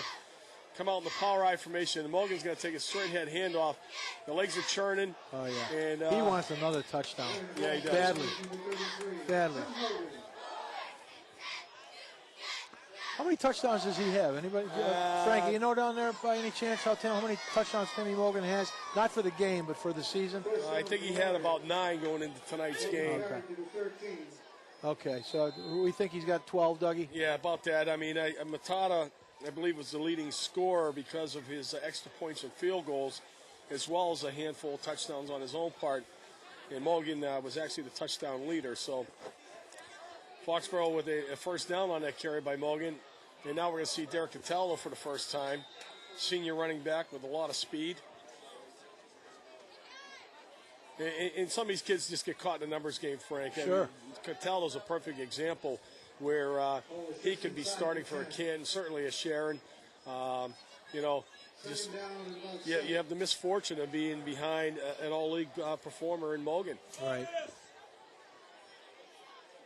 And it's that happens to I hate to keep talking about the big three here, but it happens at North Attleboro, Mansfield, and Foxboro. They're loaded with numbers. Sure, they're loaded with numbers. They got quality people on the second line, second backfield. Now we get a split backfield. Oh, a little backwards toss. Yeah, that wasn't a great pitch. We're going to have a hold or an illegal block of some sort. I think that's going to be flagged on Colton Donnelly. But Cataldo took the pitch, and Swanton actually tossed it behind him. Yep. Very easily could have been fumbled. A hold, yeah. I believe that was on Donnelly. We've had a pretty much an error-free game here tonight, Doug. Yeah, and that's always a plus too. Well, I think what it means is that the referees are cold. Yeah. And they want to push that clock a little bit. If you've got a couple of good teams playing, you'll see the flags drop a little bit more than this. But yeah. Well, it's only like 5 penalty calls tonight. Last week, there was laundry all over the place. KP had some unsportsmanlike tactics that they kept just, play after play, it seemed like there was a flag. So Swan's going to drop back the pass. He's rolling to his left, squares himself nicely. Ball's going to should have been picked off. I think we're going to have Price is going to have this ball at about the 1 foot line. Yeah. He has. Wow, that should have been picked off. It should have been. Price, Holy cow. Price has no right to catch this ball. No, he doesn't. And you know what?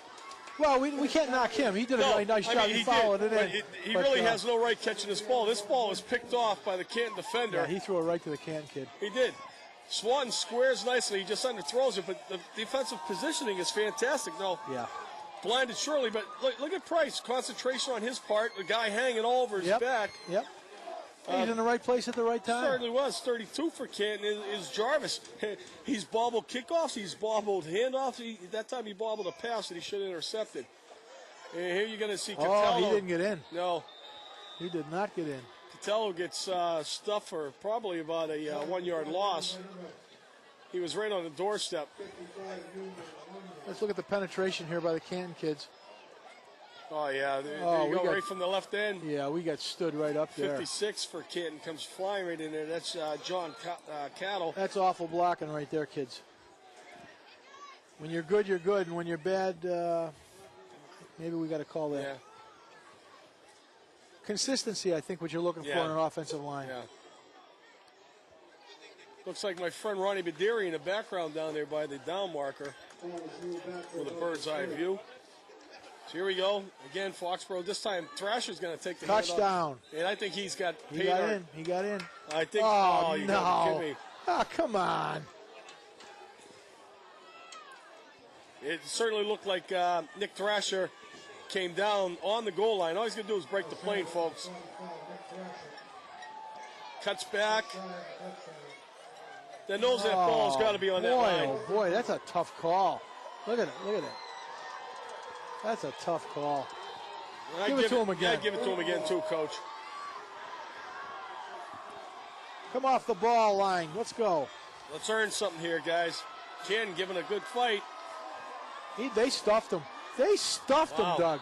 Holy cow. Great penetration on Canton's part as a host of Bulldogs, led by number 54, Peter DeSisto, and number 56, John Cattle. Let's see this again. Let's see this again. It's just penetration. Yeah, we're standing right up. Yeah, we are. Oh, my, look at these guys. They come right through the middle, right through the middle. Pete Dalton, your center right there. Jake Walsh, your right guard. Everybody's standing up. So we're going to probably see are we going to see a Matata field goal attempt? No, we're not. Foxboro's going to come out. Yeah, we are. We are, yeah. This is a chip shot for Ali.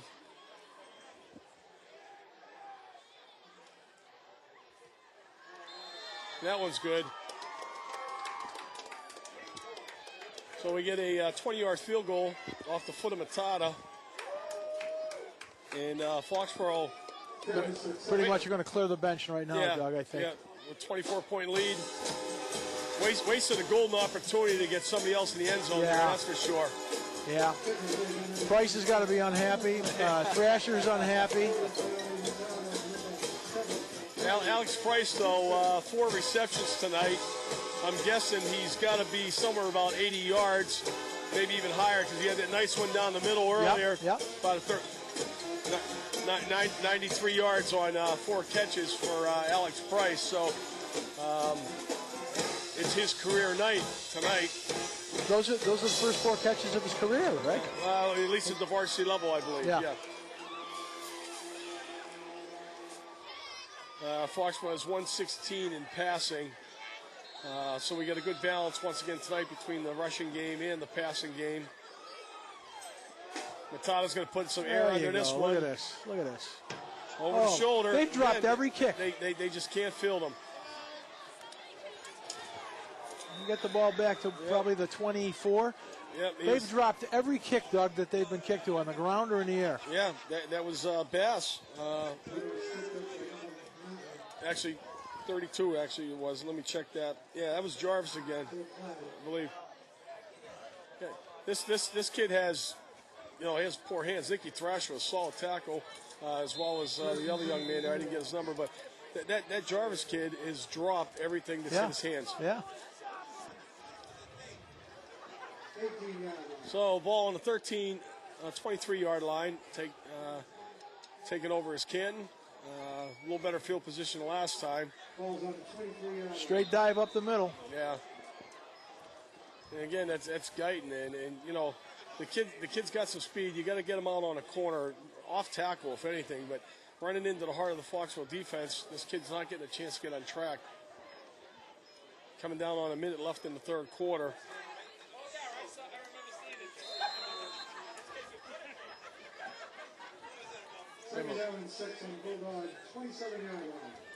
Okay, Canton's going to show twin receivers, one in the slot to the right side, power I formation. Here's the toss. This is Guyton again. We got a hold. Price makes the tackle. Got a flag on the play. I think we got a hold on the tackle, on an offensive tackle. It looked like he threw the kid to the ground. Pushing the back. The illegal use of hands, or either way, whatever you want to call it, but it's going against Canton. He broke the laws, what he did. Foxborough may look to decline this, bringing up a 3rd and long situation.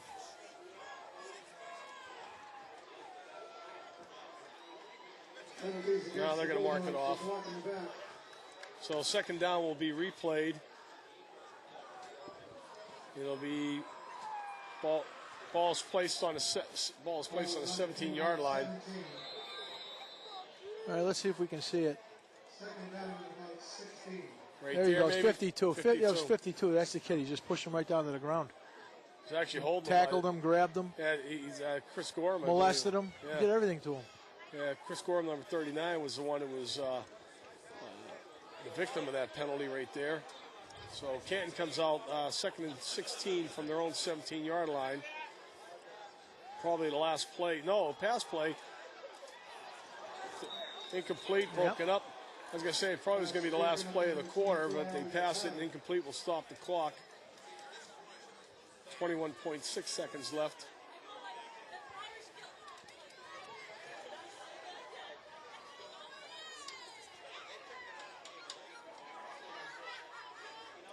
Once again, the Warriors this year have a strong defense, Frank, giving up less than 10 points a game. Yeah, I wasn't so much concerned about their defense. Even coming into this season, I was very concerned about the offense, and I think rightfully so. Like we talked about, about 3 games back when Foxboro was just above Canton and Sharon in offensive output. They certainly turned it on against Sharon and KP, and tonight they're putting 30 points on the board so far. But they're going to need to score 21 to 28 points against Mansfield if they're going to beat them. I don't think that game is going to be a defensive struggle. I think it's going to be a high-scoring game. Yeah. But we'll see what happens. Neither team has that dominant Division I football player. Either one of these teams, I don't think. I think the league is down. We talked about that. All the coaches seem to say the same thing. The league is down. There's not a great football player in the league. A lot of good football players. I think Mansfield's got a lot of good football players, and we have a lot of good football players, so it should be an exciting game. Yeah. I hope it's a nice day. Yeah. We got a timeout. Pass was completed to Bass. He was knocked out of bounds. Basically came up close to the original line of scrimmage. So Canton will be in punt formation on 4th and 11 from their own 22. And again, we have a timeout being called as there's a lot of substitution going on the Foxboro sideline.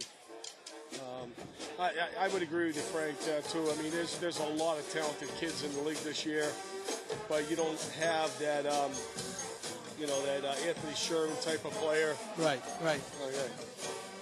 Yeah. There you go. Yeah. You could see the last. This is a little skewed the first quarter because the last 2 games, Foxboro has scored a combined total 52 points. In the first period? In the first quarter. Yeah. Whereas earlier in the year, we were going into halftime, nothing, 3-3. Something like that, yeah. And relying on the fourth quarter to do the damage. So right. And we get a better snap this time and a better kick this time. He gets a nice little line drive off that's going to roll out of bounds. No return. Yep, Nixon couldn't get to it. Ball goes out of bounds at the Foxboro 45-yard line with still enough time for one more play in the third quarter. Well, he's still got the starters in there.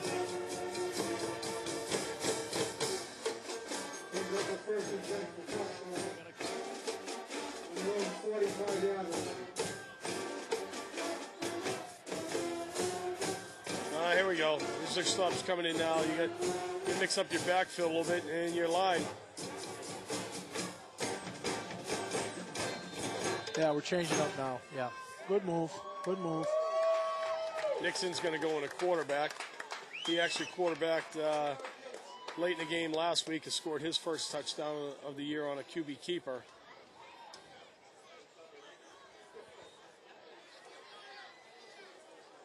They're missing somebody. This drives the coach nuts. Yeah, it does. You got kids that are dying to get into a game. Coach is lining things up, and he thinks he's got 11 out there. He's got 10. And the first thing we do as a coach is we turn around and start yelling, who's missing? Right. You know? Nobody's going to own up to that. No. So the other kids have to rat him out. And we're missing number 10. All right, so we get some clean jerseys out there for the Warriors. Going to power I, Nixon at quarterback. Handoff is to Jarrell Green. He gets driven back. Bass in on the hit, number 8. And that'll end the third quarter. You know, I think for 3 quarters of this game, I can honestly say I think Canton played hard. I do, too. They didn't fold up the tents. They played hard. And I think they gave Foxboro, a little bit more than they thought they were going to handle. Yeah. We're bigger and stronger and wore them out, but, a couple of mistakes here and there, and they could have been in this game. Yeah, I agree. Watching the last 2 games, the games were over in the first quarter. Yeah. Canton definitely was in this game up until halftime, and realistically in the third quarter only gave up a 3 spot. So the credit to them right there for holding tough and not letting this game really get away from them. Sure. Certainly not an embarrassment by any part.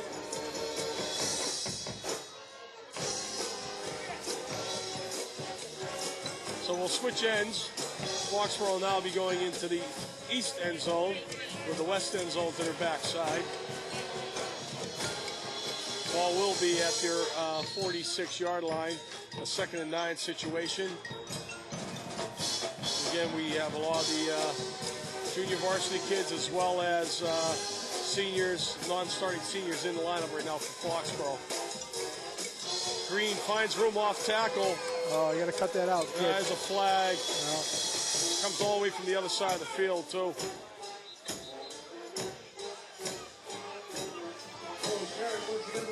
So much for wanting to keep that clock moving there, Frank. Yeah.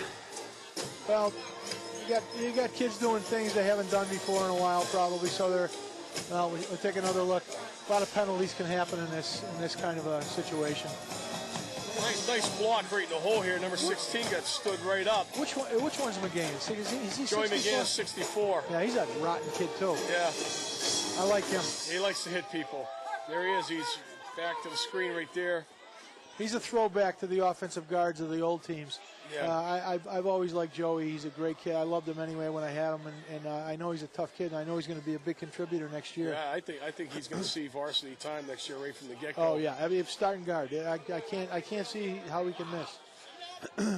Get in that weight room, build up the strength a little bit more, but certainly just his disposition as a lineman, you can't ask for anything more than that. I agree. He's got the right mentality. So you got Walsh back next year. Yeah. And then we got to rebuild the whole thing. And we did it again. We do it every year. We do it every year. Or they do it every year. Yeah. And probably some of these kids right now that are playing on this line are going to be the offensive linemen. Okay, here we go again with, he's going to hold on to that ball and almost pop loose. That's Green again. Carrying it like a loaf of bread right there.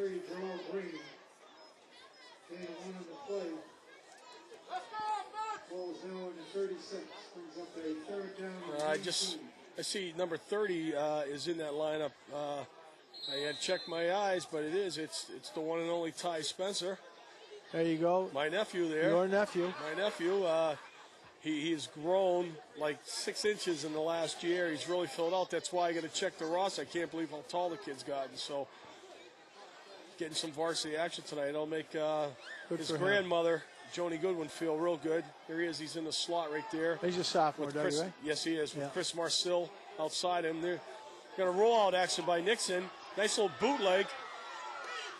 Joey's going to take a hit, but he gained some decent yardage. And we'll punt the ball. Just as long as that clock's moving. Yeah, keep it moving. Care about.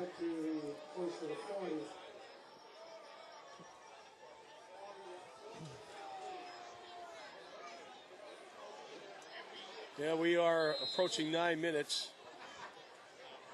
Matata will drop back to punt once again. His last kick was like a 61-yarder.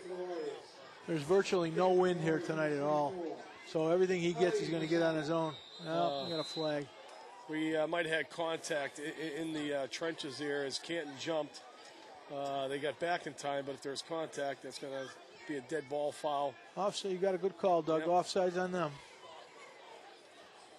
Doesn't really hurt them because Foxboro was in a 4th and 14 situation, so they'll still be punting. Ball's out at the 45. You can see now Canton is respecting Ali's foot. His Jarvis is deep, but, again, he is yet to field a kick cleanly tonight. Another nice kick. This ball's going to bounce. And it's going to be down by Thrasher, 20-yard line. So it's a 35-yard kick. Yeah, we'll take that with no return. No return. You take the net anytime it's over 30 yards. So Thrasher does get down there quickly, though, too, to cover a lot of those. I think he's the center. That's why. And in football, the centers are protected as far as taking a hit when they snap. That's a good point. So he shoots out of that gap real quick, takes full advantage of that rule. Well, I remember in the old days, the coaches used to tell you, clean their clock. Oh, yeah. As soon as he snaps the ball, bury him. Yeah. It was not fun to be a center in the old days, that's for sure. We ought to tell the folks that you can pick your Thanksgiving Day tickets up in the athletic office, too. Just check the Foxboro Reporter for the times. Yep. Because I'm sure if it's a good day, you want to be out here. It should be a good football game. Yeah, we'll be covering that game, but once again, it's not live. We'll be in the press box this year. We will have shelter this year of some sort. So regardless of the weather conditions, at least we will not be exposed to it like we have over the last couple of years in Mansfield. You want to tell them about those rotten people over there? What they did to us? We've mentioned it before. I tell you. Yeah. They're a couple of them guys. Some of the old cronies are very territorial, and we've talked about it before. Where Frank and I are on like milk crates above the railing. OSHA should have shut down that site. As far as I'm concerned, It was pretty tough. It was pretty tough. So Canton has the ball here. Going to see a toss out to Guyton. He's finding some room. He's gone. off to the races. He's gone for number 2. I don't think he's going to be caught. Nope. Again, bad angle there by Foxboro. Number 21. Nope, never caught him. For the Warriors is Stephen Valencia, who basically had the bad angle. And Gave it a good try. He gave it a good try. Never gave up. That was It's an 80-yard run right there. 80, 79. yeah. Again, this is you wonder where this has been. They do go the strong side this time. Stevie McGrath, number 6, misses the tackle. It's a good block out there by 84. Number 8 for Foxboro misses a tackle. And then here's Valencia, who doesn't quit, but he just didn't have the right angle. Right about here, he probably should have dove if he was going to have a chance. Yeah, I think he might have had a shot at him there. You know. That kid's got to probably have 160 yards, maybe 150. On those 2 carries, that's it. Other than that, he's been shut right down. So, Frank, give us a total here if you get it. So they are going to go for 2 here. I don't think he's going to get it either, Dougie. Stop short. A host of Foxboro jerseys right in there. You know, I don't understand that. The kid goes 80 yards around the end. 148 he's got. You get him a touchdown around the end. He runs 80 yards. We got to run up the middle for the 2 points. Why don't run him outside again? Yeah, not only that, but he's got to be just slightly winded after running that distance. I know he's a young athlete. He's in good shape, but he just ran 80 yards, and within 30 seconds you want to shove him into the heart of the defense by going up the gut. I would think that he's slightly exhausted. If he had to run to the outside, I'm sure he would have had enough burst left. You're right, Coach. So, Guyton with 2 long runs tonight. Basically, the only blemishes on the Foxboro defense. This one scored against the second team, of course. And Canton has got a respectable score in this game, trailing still by 18 points, but they have put up a battle. I love the fact that they didn't quit. Yeah. I love it. This is a good sign for these kids in the future. That kid's a sophomore, that Guyton. Yes, he is. So that bodes well for them the next couple of years. If they can find them a couple of good linemen and get in the weight room with some of these kids, they might have an opportunity to win some football games. Yep. Bass lines up to kick off. And there's that squib kick down the middle. I think Thrash is going to get another one. And he's forging ahead. Look at that. He forged ahead 10 yards. Yep. He made just carrying a couple guys on his back. 19, Sean O'Sullivan on the tackle for the Bulldogs. Nicky Thrasher's gotten more offensive touches tonight than he has all year. Let's take a look at him again. This is just pure toughness right here. Gets one block. First there. guy hits him at the 35. He's the legs. I'm going to carry five more yards. Look at the legs. Yep. His Good knee for was him. actually down. They gave him a good spot. His knee was down at about the 38. So here we go, back out there. Looks like Swanton's back in there at quarterback. Yeah, he's got first string back in there. There goes Mogan. Timmy Mogan's got a wall of blockers out in front of him. Oh, he caught him. I tell you what, they may have hampered him from scoring because they were in his way. Yeah, I know it. I mean, but they didn't block anybody. No, they were just basically running interference. Come on, Timmy. Follow us, Timmy. This is a good initial hole right here Yep. Nice He block gets by through it. 45. Nice block. Now, here's where his guy's getting away. There's Don. Is that Donnelly, 58? No, that's Woolard. Yeah, Woolard's trailing him. Matata's trying to get out in front of him. Yeah. Throw a block while you're out there, okay? So Timmy Mogan with a nice run of approximately, you see that was 35, 45-yard run by Mogan. So he's got about 190 now. Yeah. 3-touchdown night, well over 150 yards rushing in the game. Buck 156. 156? Yep. He just, I thought he had 145. That was the other kid probably, huh? Yeah, it was Yeah. good. Yep. So now you'll see, only 21 carries. So he had 16 in the first half, so really hasn't touched the ball. Now you'll see the reserves coming in again. Is right, one more look.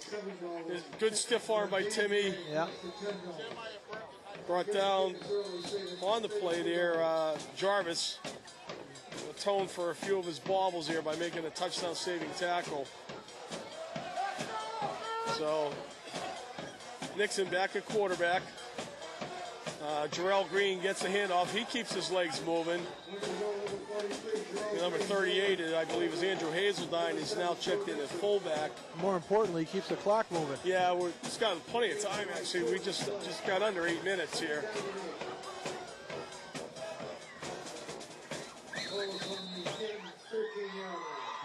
Nothing more than a couple of these kids for Foxboro would like to do right now is punch one in. Sure.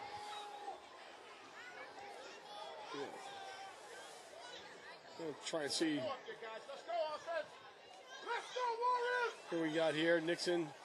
They got a blitz coming up in the box. There's Green straight ahead. He's going to be in the touchdown. Touchdown. He a sophomore too?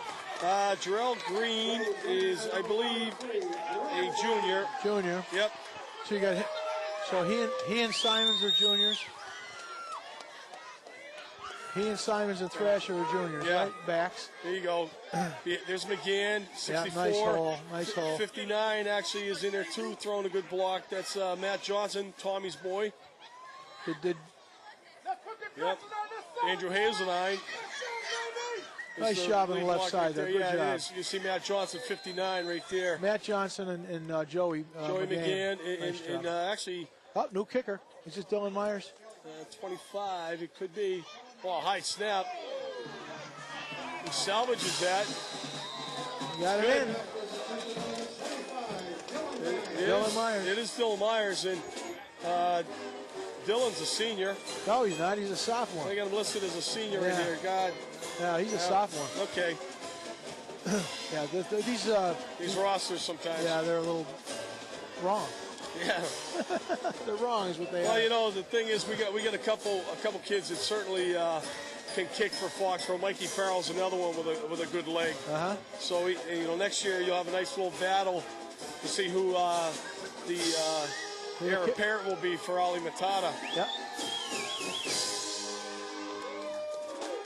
So 7:10 left in this contest. Foxborough back up to a 25-point lead now. Thanks to a nice long run by Timmy Mogan. It set up the touchdown run by Jarrell Green. Matata will kick off here.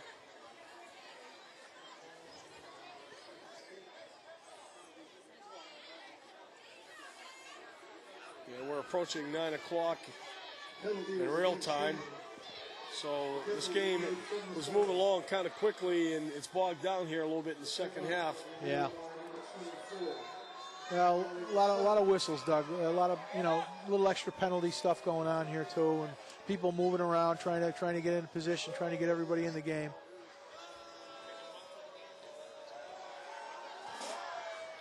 A little high kick, a little short. Ball's gonna hit the ground though. Oh boy, you got to pick that up, kid. They're having a struggle on kickoffs. I tell you, they just, work on that. Ryan actually ended up with the ball, but it falls between two guys. No one wants to take ownership of that kick, and you can't have that happen, especially when the ball's kicked deep like that. Somehow I think I tried to get 33 back there. That Guyton kid tried to get him back. I don't understand why he's not back there. if he's your stud, let's get him in there get the ball, get him screen passes, get him in, get the ball in his hands. Yeah. You look around the league. I'm not trying to. I shouldn't say that. I'm not trying to. Downplay what the coach is trying to do. I think he's probably got a plan. It's just that my plan would be to try to get the kid with the ball. All right, we got a new quarterback in there, and we got a negative result. Number 40 for Foxboro. Bust right through there, James Carew. And that was Guyton. Maybe that's why. Number 12 is checked in, the quarterback, Prendergast. He's back in there, and actually, he inside handoff out of the shotgun, and there was really nothing happening there. Carew came in untouched. So ball is now at the 5-yard line. We got 3 receivers over here on the right. I got a feeling this has got to be a pass. Long count. There's that toss play. Nice tackle. Yep. Nice tackle by 42. Number 42 for number Fox. 9. I think it's Joey Clegg. Was it number 9? Number Joey 9. Clegg, Clegg is number 9. 42. Nice Mitch Connolly was also in there. Uh-huh. But that was Guyton. That was that little sweep play again. So he gains a couple back, but not much more than that. We'll bring up a 3rd and long situation inside their own 10-yard line still. We just want to keep that clock moving. We're just under 6 minutes now. Well, with this victory, Doug, we moved to 8-2. Which 9-2 would be a great season. Better than we thought it was going to be at the beginning of the year. Much better. We said 7-4, 8-3. Yeah. Ball's on the ground. Just came out of there. Slipped right out of his hands. Prendergast was fortunate enough to get the ball back, but he's down at his own 2-yard line. So, yeah, you're right, Frank. We at the beginning of the year, knowing that we had a tough schedule and had an unproven offensive line. All right, we'll come back to a look on this play. This thing just squeaks out of his hands. He never got it. But we thought then that a 7-win season would be a good year. An 8-win season would be a great year. And they get a chance to go 9-2. Punter's feet are just about on the edge of the end zone there. And this is going to be a pretty decent kick that's fielded by Clegg. He's finding his way there. Nice little return by Joey Clegg.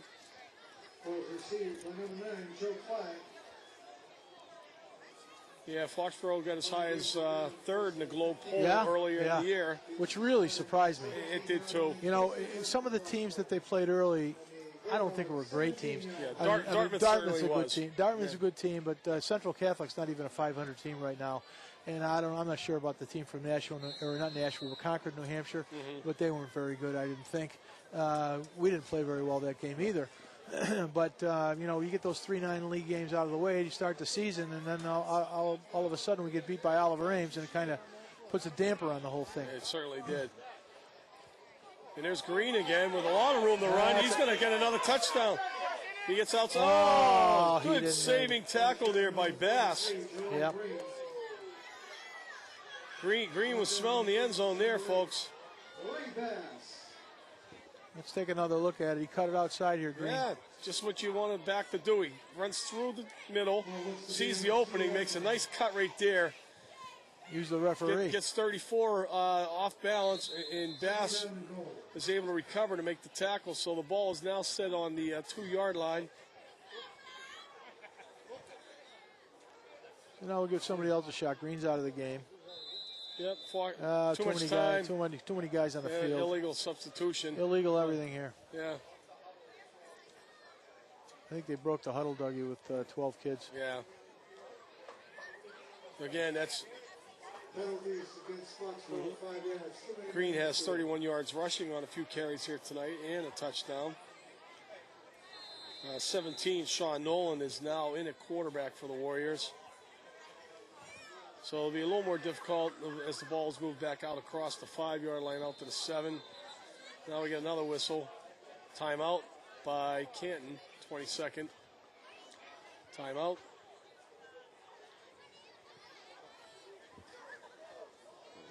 Ben Crook, number 51, is the center for the Warriors. Benny's a big boy, 6'2", 225, junior.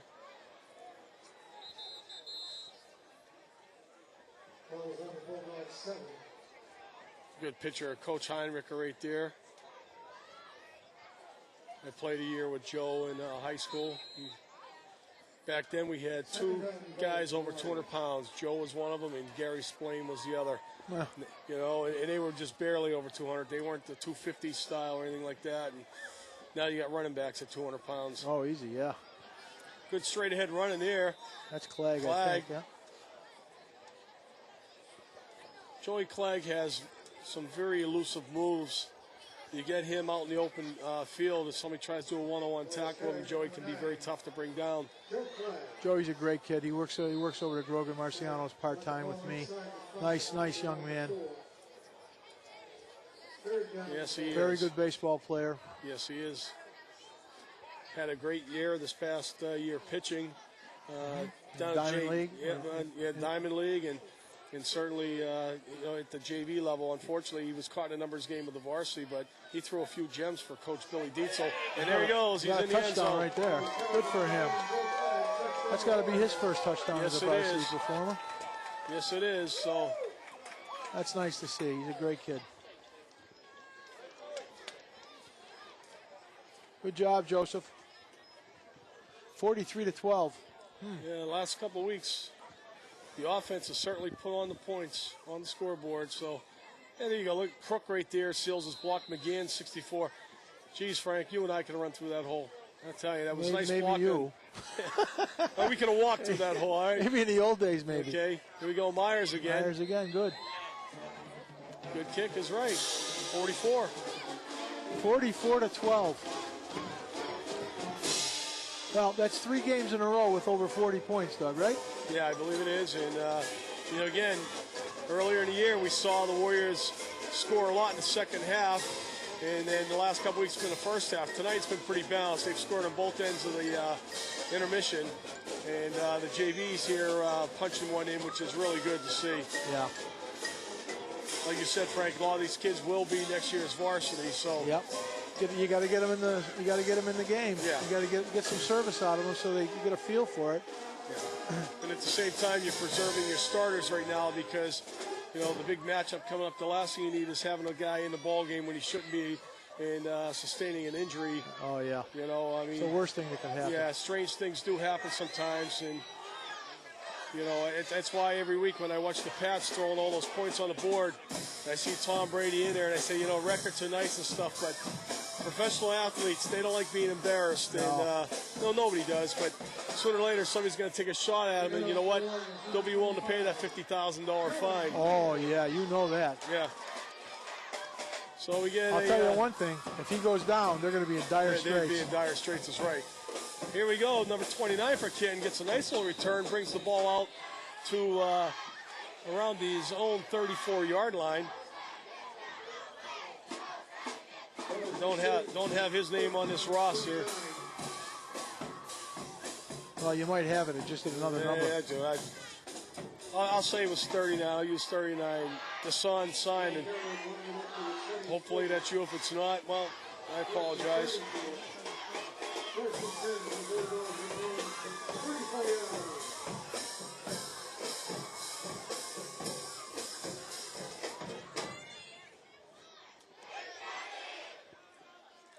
All right, there's that trips formation, and Guyton's going to take the toss on the left side again. This is where he's had success, and once again he does. Well, he's got about 20 more.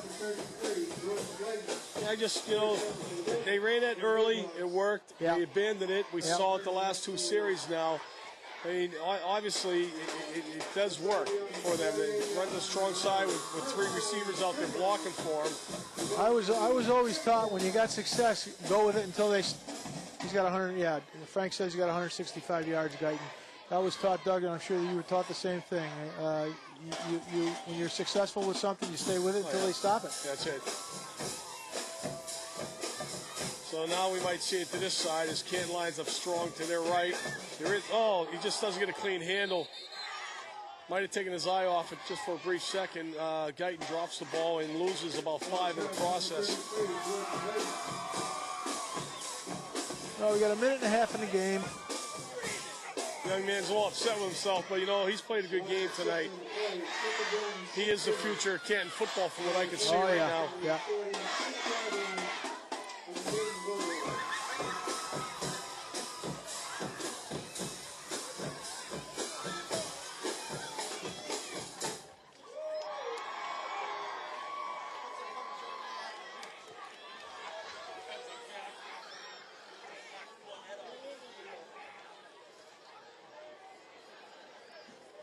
Okay, fake toss. We're going to go up top. That's got we got a receiver out there. Nice little move. And that's Jarvis. He turned the quarterback. I turned around. We're going to see Bates. that I'm one. sorry, number 23 is Bates. Here, let's take a look at this one. Weren't fooling anybody with this. Just gets out there behind the Foxboro secondary. Yeah, right by him. 22 is Mikey Hayes, I believe, for the Warriors. And he allowed Bates to get behind him, so a gain of about 35 yards on the play. Canton, with under a minute to go, has a chance of trying to put one more in. Sort of like a moral victory, if anything.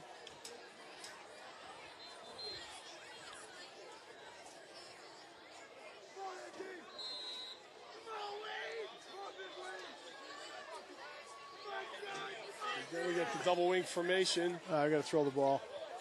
That's Bass. And it is. It's going to be a rollout. That's going to be picked.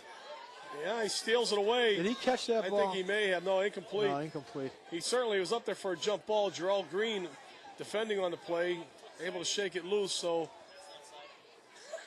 9 seconds ticks off the clock, and we have a second down. This is a jump ball. He almost comes down with us, Frank. Yeah, he did. He did. Nice defense by Jarrell. Stayed with it.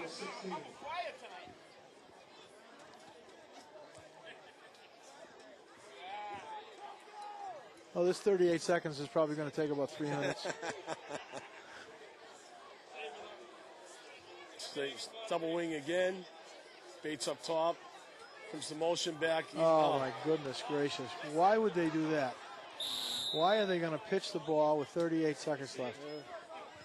Spencer and number 16, Stevie Nixon, in on the tackle for Foxboro. Yeah, right. Here's another timeout. Down to 21.7. Take a look at Ty here. Call it. Yeah, well, Ty smells that ball. That's Clegg, first of all. Clegg makes a good hit right there and knocks him backwards, but Ty comes up to finish him off. Woody, as I call him. Pass play. Prendergast lofts one up there. Oh, this might be picked. Chances are it's on the ground, though. A lot of tussling going on. It is. It's going to be rolled an interception. Spencer has the INT. There you go. There you go, Woody. Good job.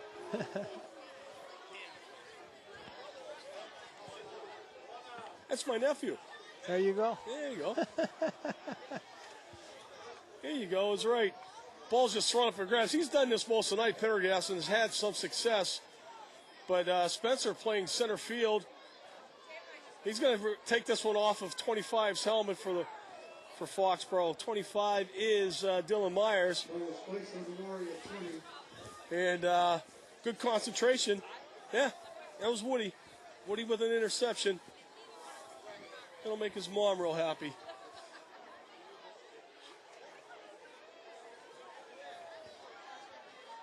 This is now turning into the longest half in history. Yeah, and let's take the knee here and end it, please, guys. Please. And that's exactly what we're going to do. Ball game, folks.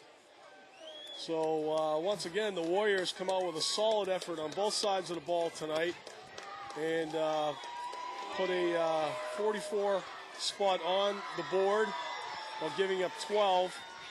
and they'll head into Thanksgiving Day game against Mansfield, who I'm sure really laid a wallop on Sharon tonight. They won the league. They've already won the league.